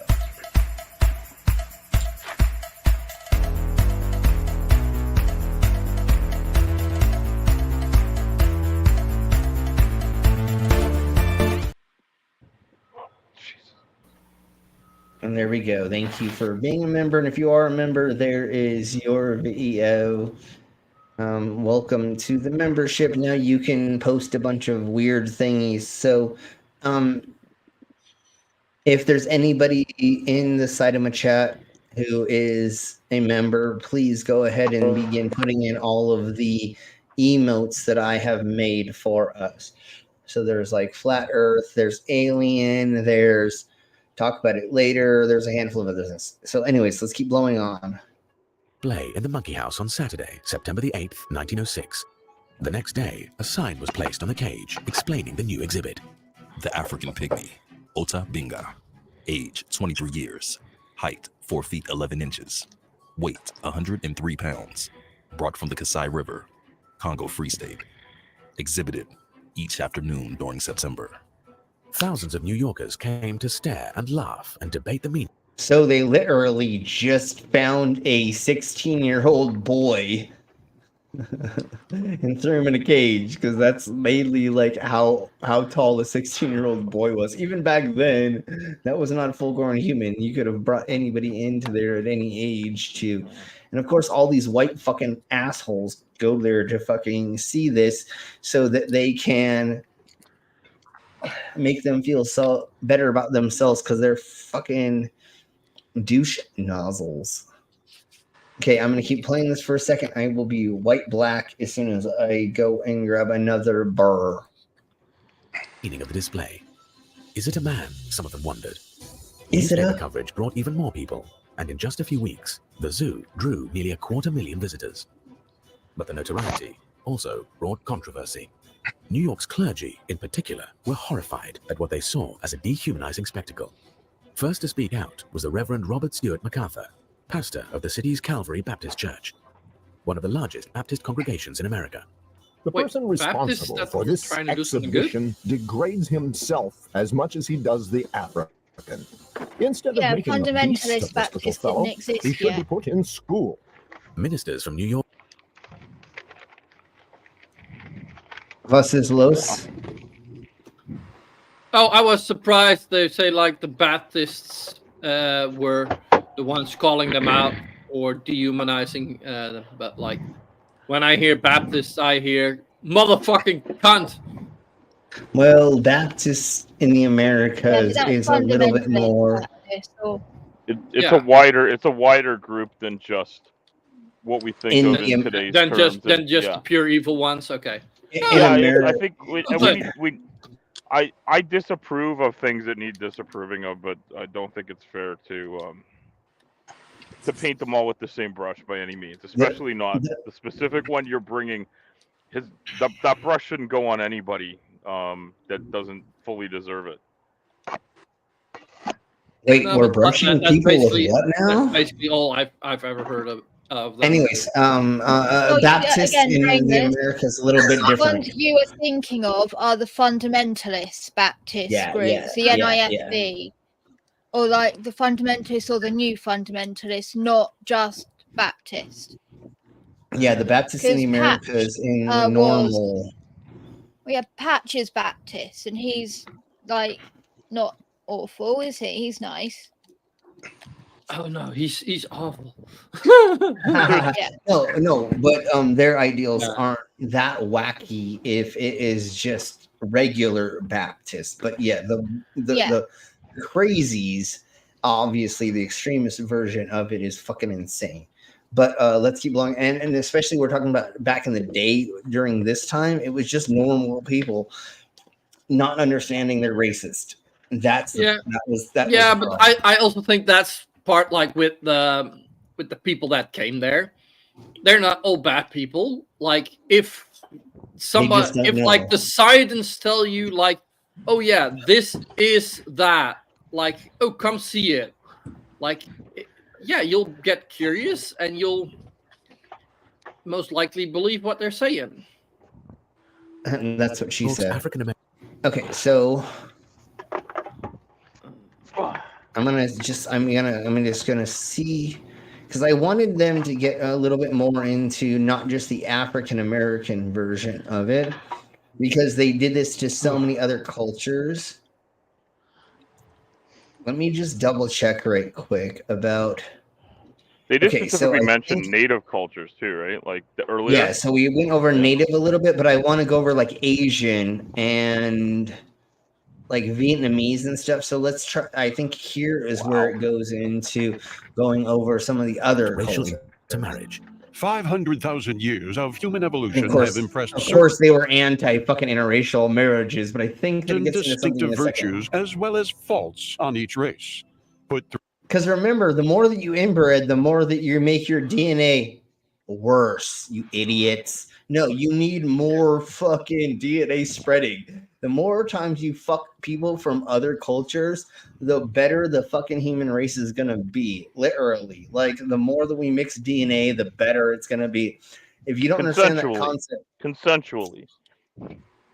Yeah, well, the thing is, you can't keep fucking your sister, daughter, brothers. You know what I'm saying? Yeah, no, I mean, get that. To expand, like, you can't just keep fucking people inside. Like, if you live in a town of 200 people, y'all can't keep fucking each other. Like, somebody has to like bring in somebody new, or y'all need to go out and go fuck somebody new and bring in new, like, blood and DNA and a fucking strain. Like, that's why we have all these. He's half Chinese.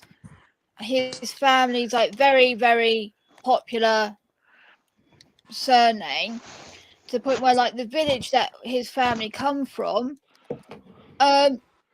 they literally have a habit of, the woman has to go out of town to find a husband to marry, and the husband has to marry a woman from out of the village, because they're all related at this point. Everyone in that village has the same surname, so they made it a rule that you cannot marry someone from your own village because you're going to be related to them. So no. There's been a whole thing since medieval times where there's been writings and or of things told about that as well. You have a town of 200 people, and they're like, if you want to go bring in new blood, fucking do that. But you can't actually marry inside of here. Like, go take a travel 200 miles away and go find somebody or whatever. Like, they're like, I don't remember what those are called. It's like they're trying to spread DNA. They didn't understand at the time what they were doing, but that's how the world works. Like, you need to not fuck your fucking siblings and or family members and or accidentally, because that's the other thing. How many times have we looked or seen people take DNA tests and they fucking find out they're fucking their cousin or something like that? You know what I'm saying? Even worse when you find out that, like, they were given up for adoption, and they find out that their older boyfriend just so happens to be their dad. Exactly. Similar. Yeah, no, we have like think like, if you want to like have a rabbit hole day, go look up that bullshit. Go look up DNA tests that prove that fucking family members are married or fucking each other. Because once again, just because you don't have the same last name doesn't mean you're not fucking related. You know what I'm saying? Like, I can go fuck somebody with the surname of a handful of things before Ricker was turned into a name. And then Hutchins, my mom's surname, that comes from like 5 other different fucking families as well. It matters on what part of the family it is when it was changed to a different name. And there are some people that didn't take up that name. You know what I'm saying? Like, so there's a handful of things, and especially if you had like incest in the family and the family changed their last name to get out of the incest, now you don't know, and now you think that you have a different fucking last name than somebody. Now you go fuck your cousin again. God damn it! Always fucking my cousin for some. Never mind. I'm just kidding. That's so. I don't know what's going on with you, cousin. Close the browser and open it back again and come back in. I don't know. Al, I'll just.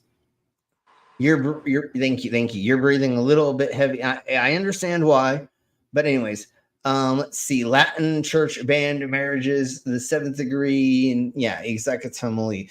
So we're the further away from your DNA that you can get, the probably better it is going to be for all of us. And you know what's even better? And Never mind. No. I'm not going to even say that because we don't need more kids on this earth. Because goddamn, some of you idiots keep having way too many fucking kids. Stop having kids. Anyways, let's keep going on. I will say, if along with what Sim said about if you want an interesting day, also if you want to laugh, look up the Habsburg family portraits. Dude, that and then is that that most inbred family? Yeah, exactly. That is the inbred royal family of Germany, or I can't remember what it was called before it became Germany. Pardon? Go ahead, cousin. It was what? I think it was Spain. Oh, yeah. No, it was when Germany wasn't called Germany. It was called something else. No, but I think that that family is the Spanish family that you're thinking of. But it doesn't matter. There is a handful of European families that kept. They're literally famous for the Habsburg chin. Yeah, and they kept fucking each other, and which made so many problems. They were marrying there was like one of the cousins.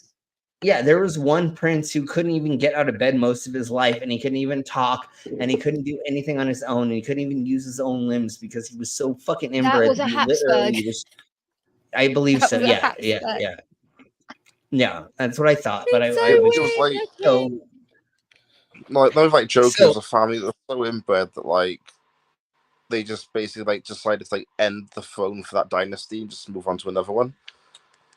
Literally, they should have just taken out that whole bloodline and just started over with a fucking whole new one.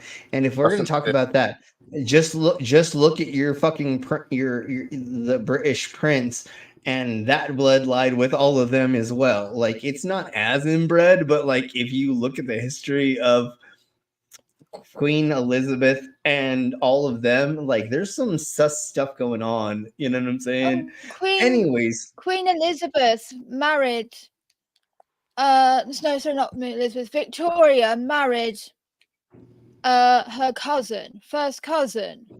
Yeah, that's what I'm saying. Albert was her first cousin. Yeah, and then like there's a handful of other crap that happened recently in the last 100 years that Elizabeth as well. II also married a cousin. Yeah, because keep it in the family. Remember, keep it in the family so that you don't have to fucking sell your trailer park home to somebody else or give it to them. Anymore to do it that way, because before it was when royalty had actual influence over the laws of the world and everything. Yeah, it made sense because your family have an interest in your family, whereas an outsider's family, an outsider doesn't have a vested interest in your family, but their family. But now you're sharing. Matter, so why? Ew. No, I know. Don't. So that's what we're getting at. So please, shit, I should not say this. If you're gonna fuck your cousin, wear a condom. Anyways, I'm just kidding. Please do not have sex with your family members because it is not a good thing. You're not fucking kids. It's true. No one fucks uncles quite like you. Yeah, exactly. And just look at this kid's faces. That's all you need to hear about people not fucking their cousins or sisters or brothers or. Although, I had stepsisters, and we'll talk about that later. Anyways, let's keep going on. At least they were not blood related. Three races together, you are likely to unite the vices of all three as the virtues. Osborne argued that racial groups should be. And I didn't know that my stepdad was going to be my stepdad before I was already messing around with these. Anyways, that was really weird when my stepsisters became my stepsisters, because things happened way before that, and then it was like, never mind. We'll keep going on. I'll talk about it. Study to determine what tasks each race is best fitted to accomplish. But it was clear we'll talk about a head fuck. He knew the proper place of non-whites. If the Negro fails in government, he may become a fine agriculturalist or a fine mechanic. The American Museum of Natural History accompanied the eugenics Congress with a major museum exhibition designed to sell eugenics to the American public. Remember, slaves learned traits so they could start their own businesses or work after they became not slaves. Remember that. They learned after they die and after they're not slaves and die because of death. We're lying. I'm joking. That's not how I this know. world works. No, I know, but I'm saying to the YouTubes, the whole zeitgeist. Obviously, I'm fucking being silly. That's not how this world works. Slaves were not put into a benefit by being slaves and working a gazillion hours, killing themselves, dying of dehydration and starvation, having the women molested and raped and the kids taken away from them to being sold to other people and blah blah blah yakety schmackety. That was all fucking horrible. Yeah, this whole thing is disturbing in the extreme, and I know, I know, but I felt there's like still terrible things happening, and I can't help but think of them. But that'll have to be a whole different show. Yeah, but I spent 2 weeks hashing this over in my brain whether we should do this, and I feel like the turmoil in the Americas right now is so fucking bass backwards that we did need to go over this to some extent. It's important to shine a light on what isn't good, what's happened in the past that was terrible, and learn from these mistakes, and not ban finding out about mistakes, which seems to be a popular pastime in the Americas especially. And what we're trying to do is, the reason why we're talking about this is to not demonize white people. What it is to shed light on what people in the past did and how we are fixing that to work on making a better society and a better civilization for all of us to be cohesive together. I do not have any white guilt being who I am, the way that has happened, blah, blah, blah. That is what other people in the past did. Now, I feel like it's my job to break apart those. Make sure it doesn't happen again. Yeah, we're breaking apart the propagation of it, and we're not making sure that it keeps going on or that we're hiding it so that the youth can keep being racist. And we're trying to break racism because I grew up around fucking everybody. I was born in Estes Park, which is the fucking smallest town in the middle of fucking nowhere mountains. And then I moved to San Diego. I grew up around everybody. I didn't understand racism, or I couldn't see it until I think I was 14 or something. And somebody started calling me a fucking a gringo, a racist, blah, blah, blah. And they started throwing all these things at me. And I'm like, wait, what?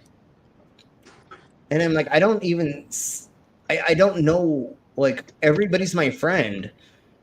I didn't even know how to tell the difference between white people or any other culture between each other, right? I didn't know what a Jewish person looked like. I thought we were all just white. And then there's different, Cuban, Mexican, blah, blah, blah, blah, blah. And I'm like, I don't see you as different, but everybody's connected. I just want to party with you all. My favorite thing about growing up in San Diego was every day of the week, there was a festival going on in the places I grew up.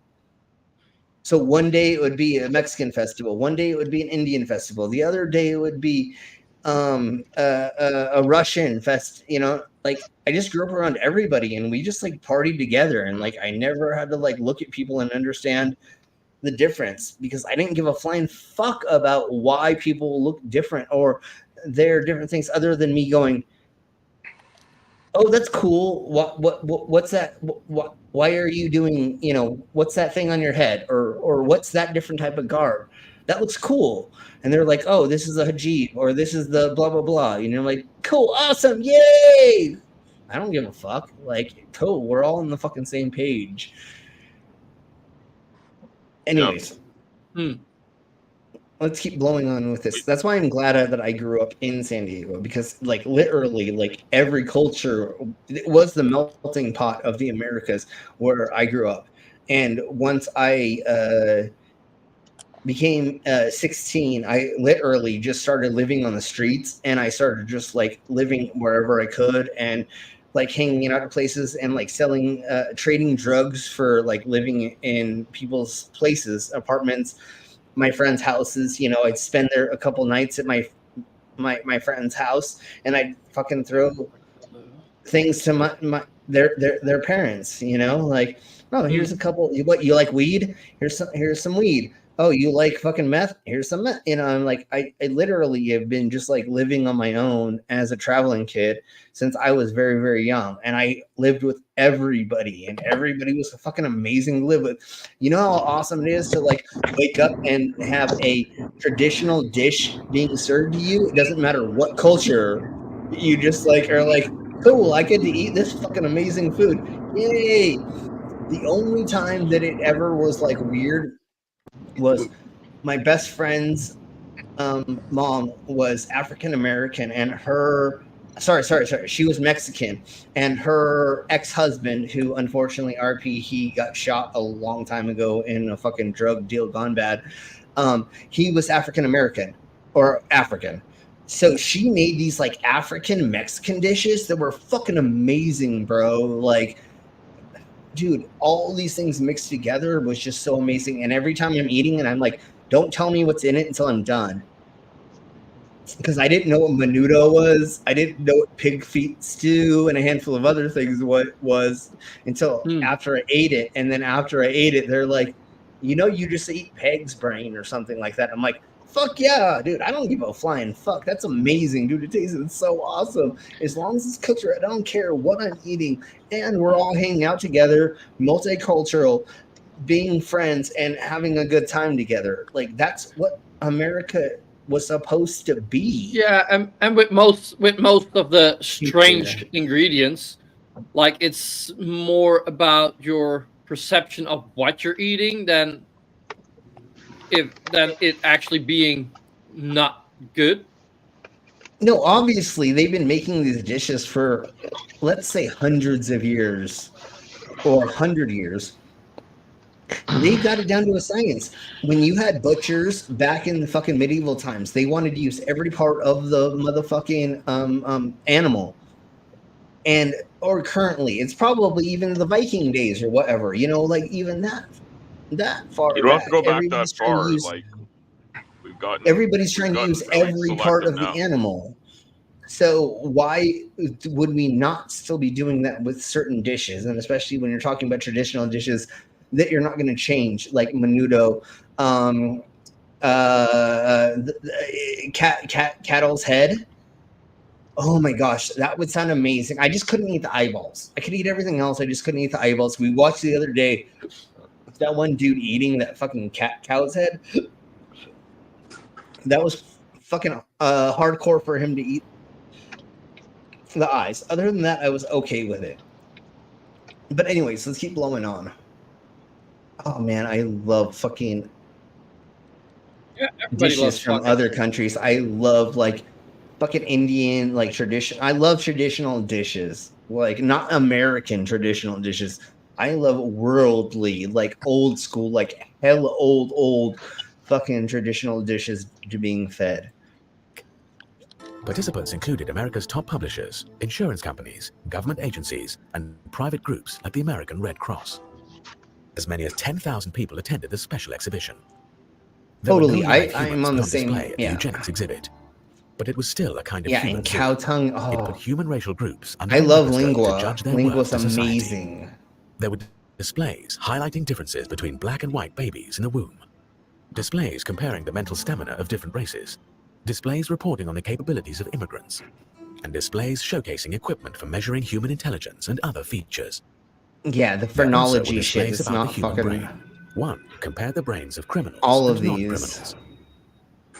But the most extensive brain display was created by anthropologist Alish Herdlichka from his growing collection of embalmed brains. Herdlichka loved his original I love lesbian food. I mean Lebanese food. Specimens stored in jars at the Smithsonian. I love eating at lesbians. I mean the brains of apes and 3 races of humans. Herdlichka's presentation filled 7 separate display cases. It also included a series of skulls from Native Americans. The skulls purported to show that Native American brains revealed primitive features from earlier stages of evolution. Yeah, because that's what their narrative was going to be. On all reality, did not show any of that. In the midst of more sophisticated displays were cruder exhibits featuring the blatantly racist books of Madison Grant and Lothrop Stoddart. Stoddart had published The Rising Tide of Colors. It's very, very racist. Okay, so we're pretty much like that was. They're not going to explain more about the human zoos per se. They're going to be talking about the stereotypes of that. So let's get back into this video. In this era, it was as though life. And I would like to go to.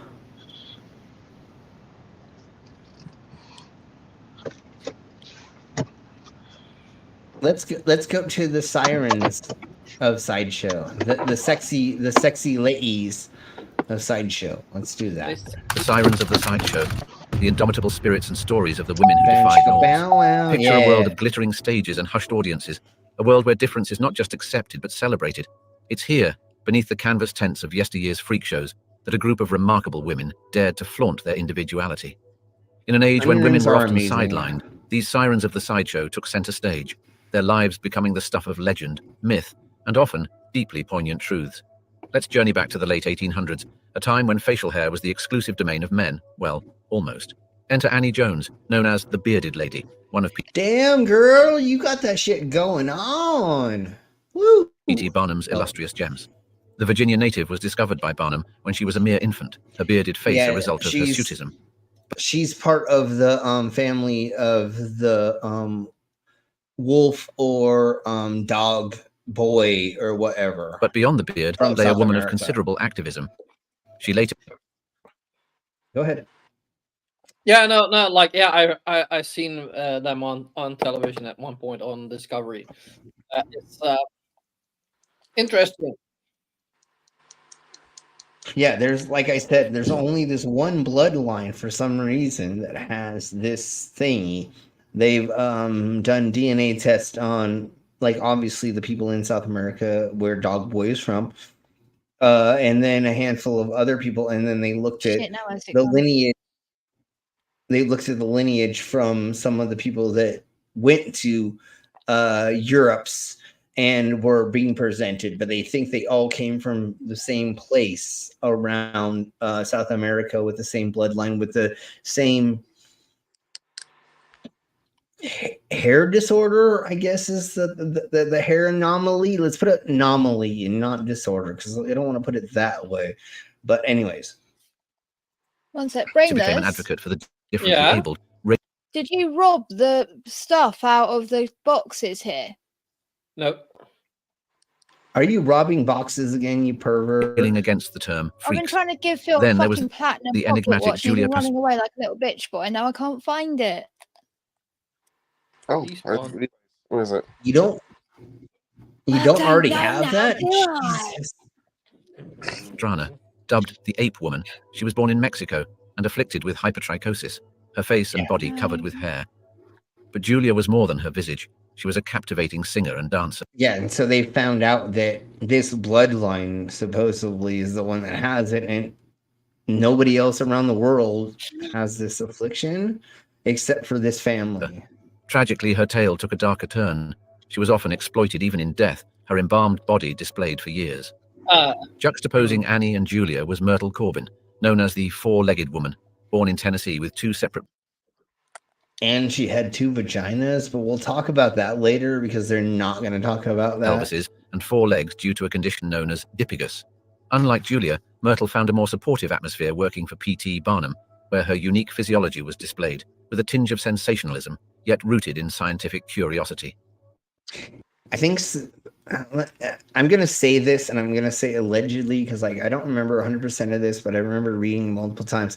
Supposedly, she had 2 vaginas, and she had 2 kids out of one vagina and 2 kids out of another vagina. So technically, she had babies out of... I don't... Oh, so anyways, keep going. And oh, the bewitching story of Josephine Clefullier, another bearded lady who crossed the Atlantic from Switzerland to join the spectacle of P.T. Barnum's menagerie. Her full beard... Wait, there was somebody from... That could be fake.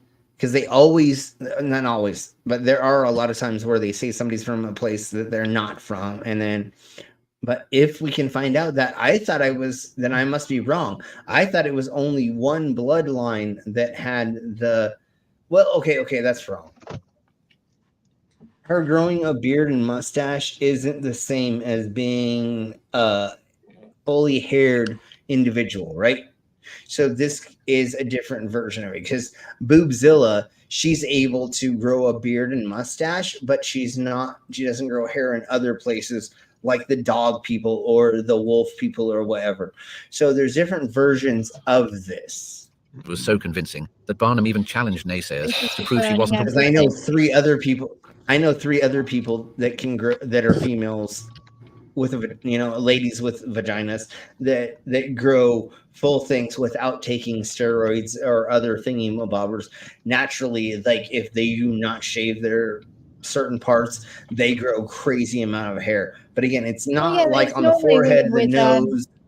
PCOS, polycystic ovary syndrome. They're more likely to have facial hair because of having PCOS, and they're more likely the bearded women of the era, not the same as hypertrichosis, whatever, however you say it, which is like a condition that causes like overproduction of something, causing the hair cells to grow absolutely mentally. Yeah, exactly. Harry, you need to find that and send me that link or that thingy-mabob or whatever it is in the Decima Chords, because I want to go over that. Because I think that's what happened with Homegirl. The only thing is, I think that she wanted a time, right?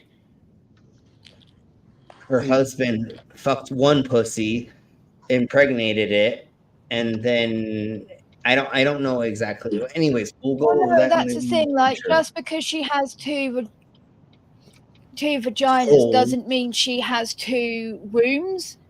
So she can literally have two vaginas and one womb, which means the baby comes out passageway or something.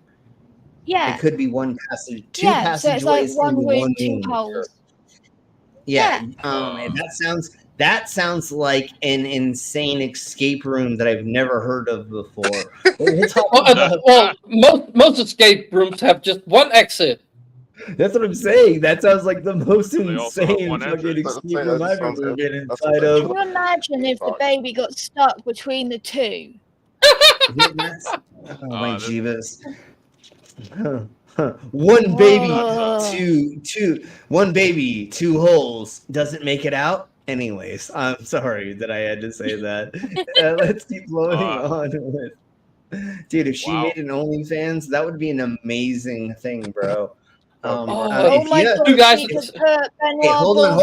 Vagina and shoot them out the other.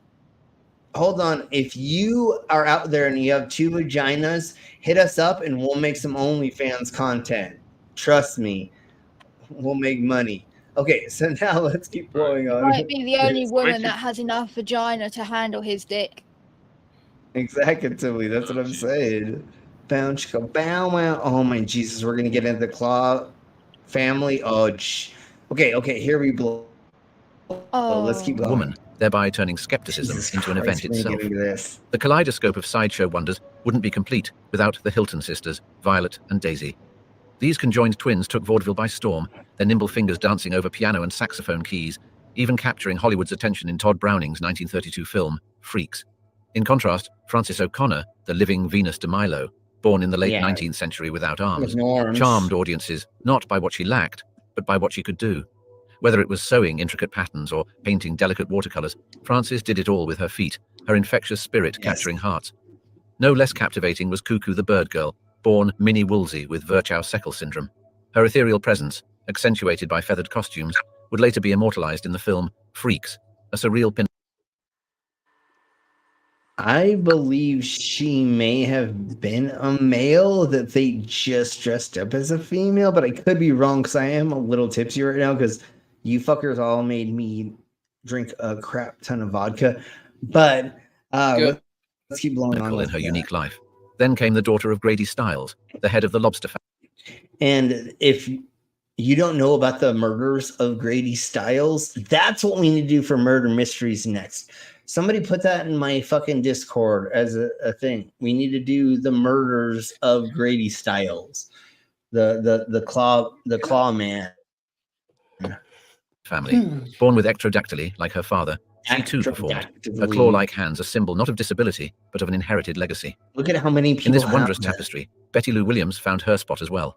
Born in Georgia in the 1930s with a parasitic twin, she would become one of the most financially successful sideshow performers, her earnings sending her siblings to college. Finally, consider Mademoiselle Gabrielle, the half-woman, born without a lower half, yet who carried herself with such grace and elegance that she stole the spotlight walking, yes, walking, on her hands. Each of these women inhabited a world that was as much a crucible of prejudice as it was a stage for acceptance. Yeah, unfortunately, the lady in the middle that I know this at the time, she was like 14 years old when they took these photos. They literally, she's not showing anything, but they literally just like took this young kid and just like exposed her. I think her family had sold her to a traveling circus at the time. But what happened, she became very famous and made a lot of money later. And like I said, she had like 3 husbands or whatever. And I think she had 4 kids out of 2 of her different vaginas. And I think she's the one that had multiple vaginas. I could be wrong. Yeah, we put that up earlier. We talked. My StreamYard is glitching and I'll be it's back okay, in a second. no worries. Like, I've seen lots of different pictures of this girl with the 4 legs, but this is the youngest picture I've ever seen of her. I've not, the other ones I've seen, she's much older. Yeah.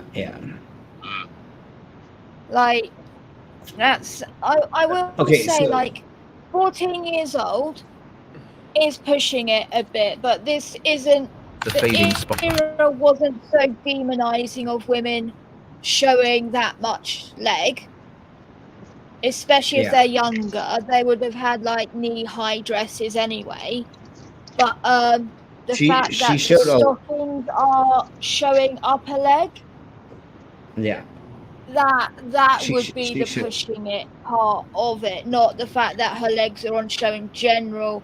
The fact that the bare-skinned upper thigh is, especially at that age, it's weird anyway. But like, for back then, it's still shocking, but not for the reasons a lot of people would have thought. Like, and then they did a lot of things like they did with the lecture halls with her as well. And so once she got, it probably wasn't that age. It probably was a little bit older, but I have no idea. But they were doing things where they were like getting her naked and they were poking and prodding her. And there are some cases where we have incidents where it's been written down that people were putting fingers inside of people during some of these examinations. And I don't know, I'm not going to say which ones, and I don't remember it, but that was one of the problems. It's like they literally were just like grabbing their boobs, moving them. They had students coming up and just like fingering their insides and different things and other things for these they lectures. would have done that to her having 2 vaginas, especially because they'd want to figure out, is it so she was like fingered as a teenager. Finger out. They would have done it when she was a virgin, especially to figure out about hymen and shit like that. Like, it's fucking disgusting. Yeah, no, it's insane about these parts of this. And that's once again, there are a lot of positive things that happen with the traveling circuses, sideshows, dime museums, and a handful of other things where people with deformities would have been locked inside of a basement and never talked to, never socialized at all if there wasn't for these things. And so most of these people made a lot of money, did a lot of things. And this lady that we're talking about right now, she made $1 gazillion, and she did. Did she get abused when she was younger? Of course, unfortunately. But did it turn out to her benefit? I don't want to say it that way. I'm sorry. Did she take advantage of did she take advantage of people to get her to be famous and have a lot of money? fuck yeah. And that's what she needed to do. And good on you, girl, for doing that. Unfortunately, things happened to them when they were younger. But let's keep blowing on with. Yeah, and just add on the good side. Go ahead. Like I said before, Elephant Man, I have the same condition that they originally thought he had, because it's a whole long story. But because of Victorian England's obsession with freak shows, and a lot of rich people were obsessed with it from a philanthropic perspective, they were getting doctors involved with these people and healthcare and research into these conditions, and it's because of that the neurofibromatosis clinic of Guy's and St Thomas's Hospital was started, which is a hospital that's looked after me since I was a child. And it's because of the Elephant Man and freak shows that there was this interest in my condition, and there is so much about it already. If it weren't for them, we would be decades behind. Yeah, at least there was the publicization of these things, and then there were medical physicians that were paid to be brought in to go over some of these conditions, and then it became a little bit more medical, and then the closer we got to making it medical, then it became that, and not just an anomaly that a witch did because a frog farted in your direction while you were pregnant or some weird shit. But it's sad but true. But most of the science, especially biological science, is just knowledge we obtained in a not so nice way. Sure, but I'm glad we're very glad that it went toward the positive, or eventually like digging up dead bodies inside of a cemetery to bring them in for people to like cut them open and look into them. Sucks for the fucking person that happened to. The largest man in England. Yeah, well, that, and we have the fucking skeleton to rob his body. Yeah, and a handful of other things that happened that were stolen, blah, blah, blah. But it was technically done in the name of science, and then we took these things and we put all these things together, and then you had people that looked it over, and then they studied this, and blah, blah, blah, yakety schmackety. And luckily, we are medically advanced is where we are, because, like, we're getting very, very close to, like, fixing a lot of shit and making it so everybody at least lives to 80 years old, even if you're fucking broke. We can hopefully like replace a handful of things for very, very cheap. But even like a lot of the science during World War II, like the Germans made a lot of scientific progress in a shitty way, but Nazis, god damn it! Now we're demonetized again. Anyways, it was the same with the Japanese. Like the main reason why a lot of the Japanese war crimes were overlooked was because the U.S. government was actually very interested in the research they gained from what they did. Well, look what happened when we had the American Revolution over here. There's a handful of things that we progressed from that. War and trying to get rid of you fucking Brits. First World War, facial prosthetics happened. Yeah. As well as the Revolutionary War, we learned about skin grafts. There was literally this brand new leg cage thing that was created to help with a particular type of like fracture of the knee or something. Whereas before, if it happened, you would die, because it would block circulation. This new and so that they just got to put your leg in a cage. Your leg's fine now. You're gonna live. And you want to know what's a fucking weird, other amazing thing that fucking happened during the Revolutionary War? There was a nurse that said, "You know what we should do before we reuse rags and other things between patients? We should probably clean them." Please no Florence Nightingale propaganda. She killed so many people before she learned to save a single person. Sure. But the beginning of washing rags between things was partially there, and maybe it wasn't that cunt bitch, I don't remember, but that was the beginning in the Americas of when we decided that you need to clean things before. The cross-contamination is the thing, partially. Anyways, keep blowing on with this, and here's the way that these things begin falling, and then we're gonna get the fuck out of here after watching Don't Touch My Clogs. When the curtain fell on the big top of Oddities, imagine a carnival bustling with laughter, whiffs of popcorn, and gaggles of people whispering in feverish excitement. Here, under tattered canopies, amidst barking ringmasters and lantern light, lies the tent of wonders, the freak show.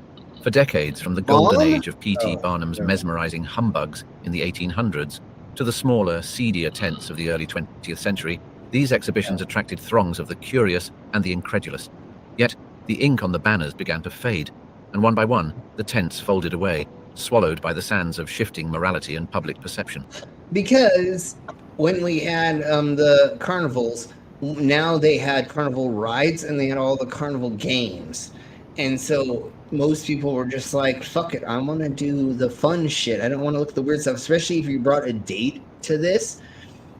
Who wants to go get freaked out and get weirded out and blah, blah, blah? Not most of us. I want to take my date to the fucking 10-1, the sideshow, the freak show. But then, like, if you think about it, so many people have gone through war and problems like that people are coming back with so many disfigurements and health problems that it's kind of like become a bit more common to see these sorts of things. And then it's that was, well, that my dad looks like that. What the fuck are you on about? He got that injury at war. Yeah, no, that was a small. Yeah, no, totally. There was something like that, and then also, radio and other things, other medias begin coming around as well. That was more popular. But anyways, what would you rather do? Take your date to go get what's the fucking fluff candy bullshit, and take them on a ride or two, cotton candy, and then put them on a ride or two, and go to make out fucking river or whatever, or go and have a bunch of weird people showing weird things off, and then at the end of it, being asked to being split from your partner while you go and see naked women dance. That's not a good first date, bro. Like, what was my answer supposed to be? He wants to go with me to the fucking girly show. I'm fucking down for that shit, especially because, you know what, if she gets hot off of watching girls take off their clothes, and I do too, then she's already wet, and all I have to do is take her to the fucking alley. I mean, never mind. We'll talk about that. All you have to do is ram it in, right? By the mid-20th century, all I have to do is just exactly the one where the people have extra arms, which not that that. Well, no, I mean, we'll do a hand job while I'm getting my taint massaged, or my what's it called? What's the thingy inside my prostate massage at the same time? I'm down for that too. Anyways, we'll talk about that later with somebody with extra hands. Century, the bright lure of the freak show had dulled, tarnished by a newfound societal awareness that questioned the ethics of the spectacle. Sociologist Robert Bogdan, who delved deeply into the history and criticism of these shows, argued that the enterprise was a way of responding to human variation that is framed as entertainment. And so, when psychiatrists and activists began to frame it as exploitation, the nails were already being driven into the coffin. Can't believe they High-profile personalities like Harry Houdini began to take an ethical stance against freak shows.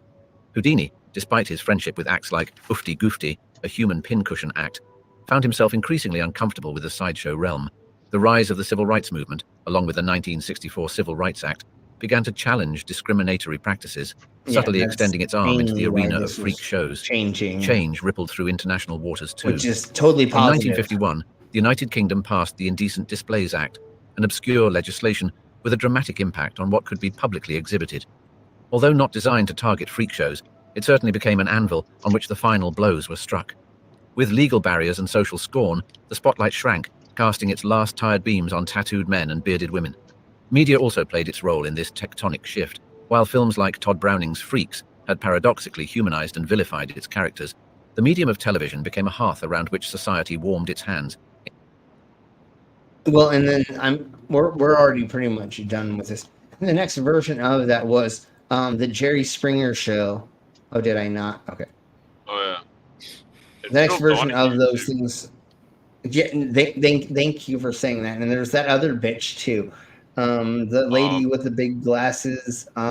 Anyways, Sally Joan Jess Rivers. Raphael. Sally Jess. Thank you. Oh my. Joan Rivers had a different show. It wasn't, No. That's completely. More like interviewing. No. It's Sally Jess Raphael. Right? Yeah. So it's those people that put that stuff onto a stage in front of television cameras and put them in front of the television watching public, instead of you going and paying money, driving down to a place, paying money for a ticket to go walk around and to go see all this shit. There's a handful of other people that did that as well in the 90s. So literally the 80s is when most of that shit died. I only got into this stuff in the mid 2000s, when there was no such thing as most of these avenues. But luckily for me, I got to hang out with a lot of these people that lived that lifestyle. And like, I sat there and was like, go ahead and tell me. Like, it was fucking hilarious. When Enigma moved in with me, he would sit on the couch with me and he's like, hey, you want to hear something? I'm like, fuck yeah. And he's like, blah, blah, blah, blah, blah, da, da, da, da, da, da, da. And he'd stop and I'm like, yeah, but what's his name say? And he'd look at me, it's like, you already know this story, huh? And I'm like, fuck yeah, I do, bro. Because I had already read The Circus of Scars, the book that came out, and I had already watched all the documentaries about the Jim Rose Circus sideshow before he moved in. So I just sat there and I'm like, tell me more. I'm like, no. I want to hear you know. And then as soon as he would stop, I'm like, yeah, but blah, blah, blah. And he's like, God damn it, Slam, you already fucking know what's going on. But I'm like, no, but I need the fucking substance. I want you to tell me this bullshit, not for me to have read it in a fucking book or watched an interview that you all did. That was so amazing. I just sat there for like months when he first moved in, and after that it was the same stories he told over and over again and blah blah blah. And after like living with him for 2 years, I'm just like, yeah, Enigma, yeah, I remember, yeah, you got this, okay, yeah, I remember, yeah, okay, thank you for telling me that story again. All right, folks, we're gonna begin getting the fuck out of here. Because I gotta go buy a Bugatti, because I gotta be top G over here, because Andrew Tate told me that I gotta do that. I'm just kidding. Anyways, tomorrow is Drunken News. Vila, are you doing stories tomorrow? Probably not, no. Little one's not well, and I'm also potentially babysitting Loki's little one, as she's got a date. Yeah. So, yay! I'm are you dealing? So now tomorrow you're not only dealing with two mentally sick people, but also physically. Yeah. No, they're too awesome kids. They're too awesome kids. Yeah. Okay, screw it. We're gonna do this for the heck of it, because y'all need to. No. I'll wait. I'll wait. We'll play this version. What version are you gonna play? Yeah, the version. I don't mess with versions anymore. They always scream way too loud, and then the neighbors call the cops, and then they come over, and I got to explain why there's a virgin bleeding. Never mind. No, I'm just kidding. Anyways. Yeah, we'll just do this version because I have something hilarious to play for effing funny next week that we'll do. But is there anybody on the panel that has anything they want to share right quick before I get into the idiocracy? No. Okay. Well, okay. well, I do see that Miss Mango has something going on in a bit. Okay. So that's happening in one whore in 15 cents. I think that's how Lizard charges in the middle still. And there's still that is I didn't. Why are medicines so fucking expensive? Because America fucking sucks at balls. I didn't know we were that far away from that Mango. Anyways, please go in, help her and little one out. That fucking makes me fucking sad. I know, because I feel like I should just be out there working on the street corner 24 hours a day to raise money for them. But I mean, my holes can take only so much punishment. You know what I'm saying? Well, it's a few more days and then I'll get paid again. So, anyways, let's blow on with this.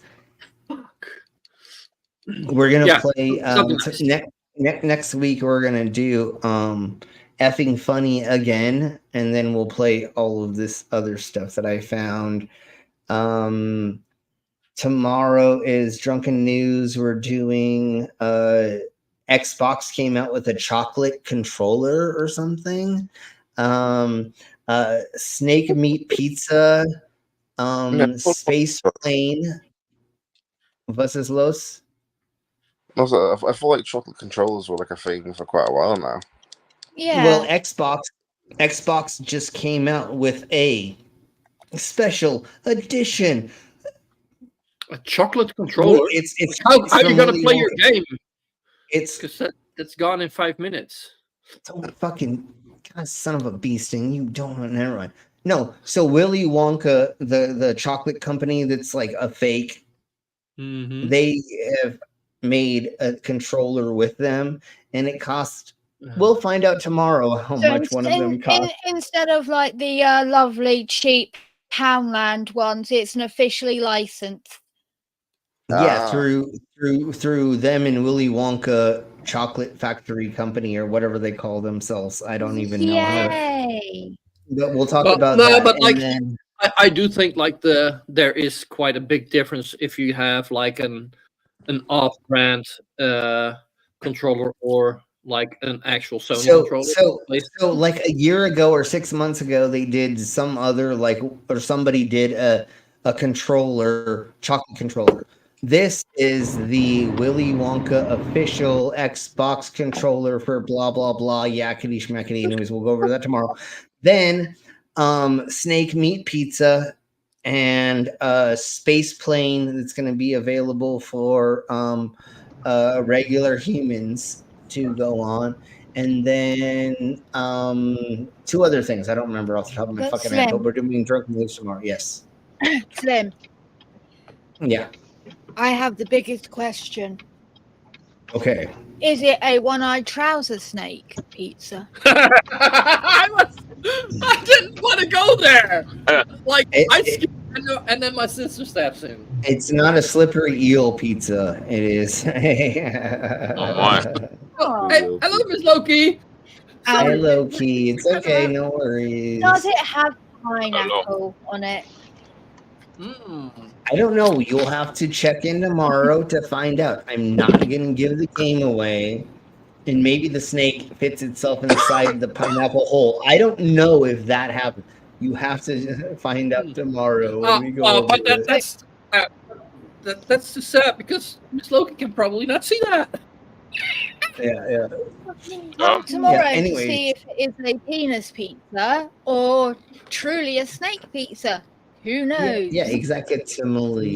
You'll have to figure it out tomorrow. I know there's other things, but I don't remember. But we're going to end on this. And you're very welcome, everybody, because I found a new version of this. All right. What new version? Years before I was born, Father told this to me. It was one Christmas morning in 73. There was one only gift nestled under the tree. My grandfather said, don't touch money.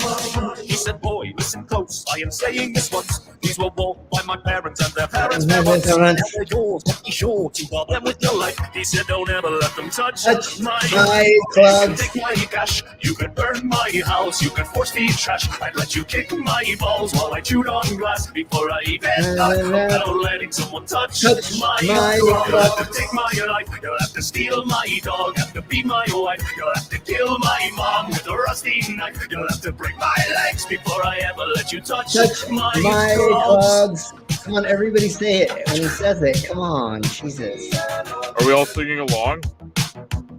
Okay. Yeah, no, once he says the fucking thing, we all gotta say it. Before I was born, Father told this to me. It was one Christmas morning. Okay, we're doing it again. We're doing it again. Okay,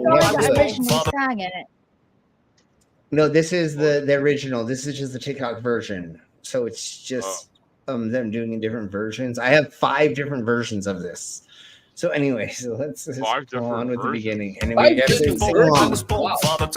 on. It was one Christmas morning in 73. There was one lonely gift nestled under the tree. My grandfather said, don't touch my clouds. Come on, there we go. I am saying this once. These were bought by my parents and their parents' parents. Now they're yours, but be sure to guard them with your life. He said, don't ever let them touch my clouds. My cash. You could burn my house. You could force me trash. I'd let you kick my balls while I chewed on glass before I even thought about letting someone touch my take my life. You'll have to steal my dog. Have to be my wife. You'll have to kill my mom with a rusty knife. You'll have to break my legs before I ever. No, I've not done this on playlist. Okay, all right. No, I do not have this on my playlist. And getting better at singing along with everybody say You've been listening to bye. that every morning. I listen to it every day. Anyways, bye. Everybody say bye. Bye, sexy people. Bye bye.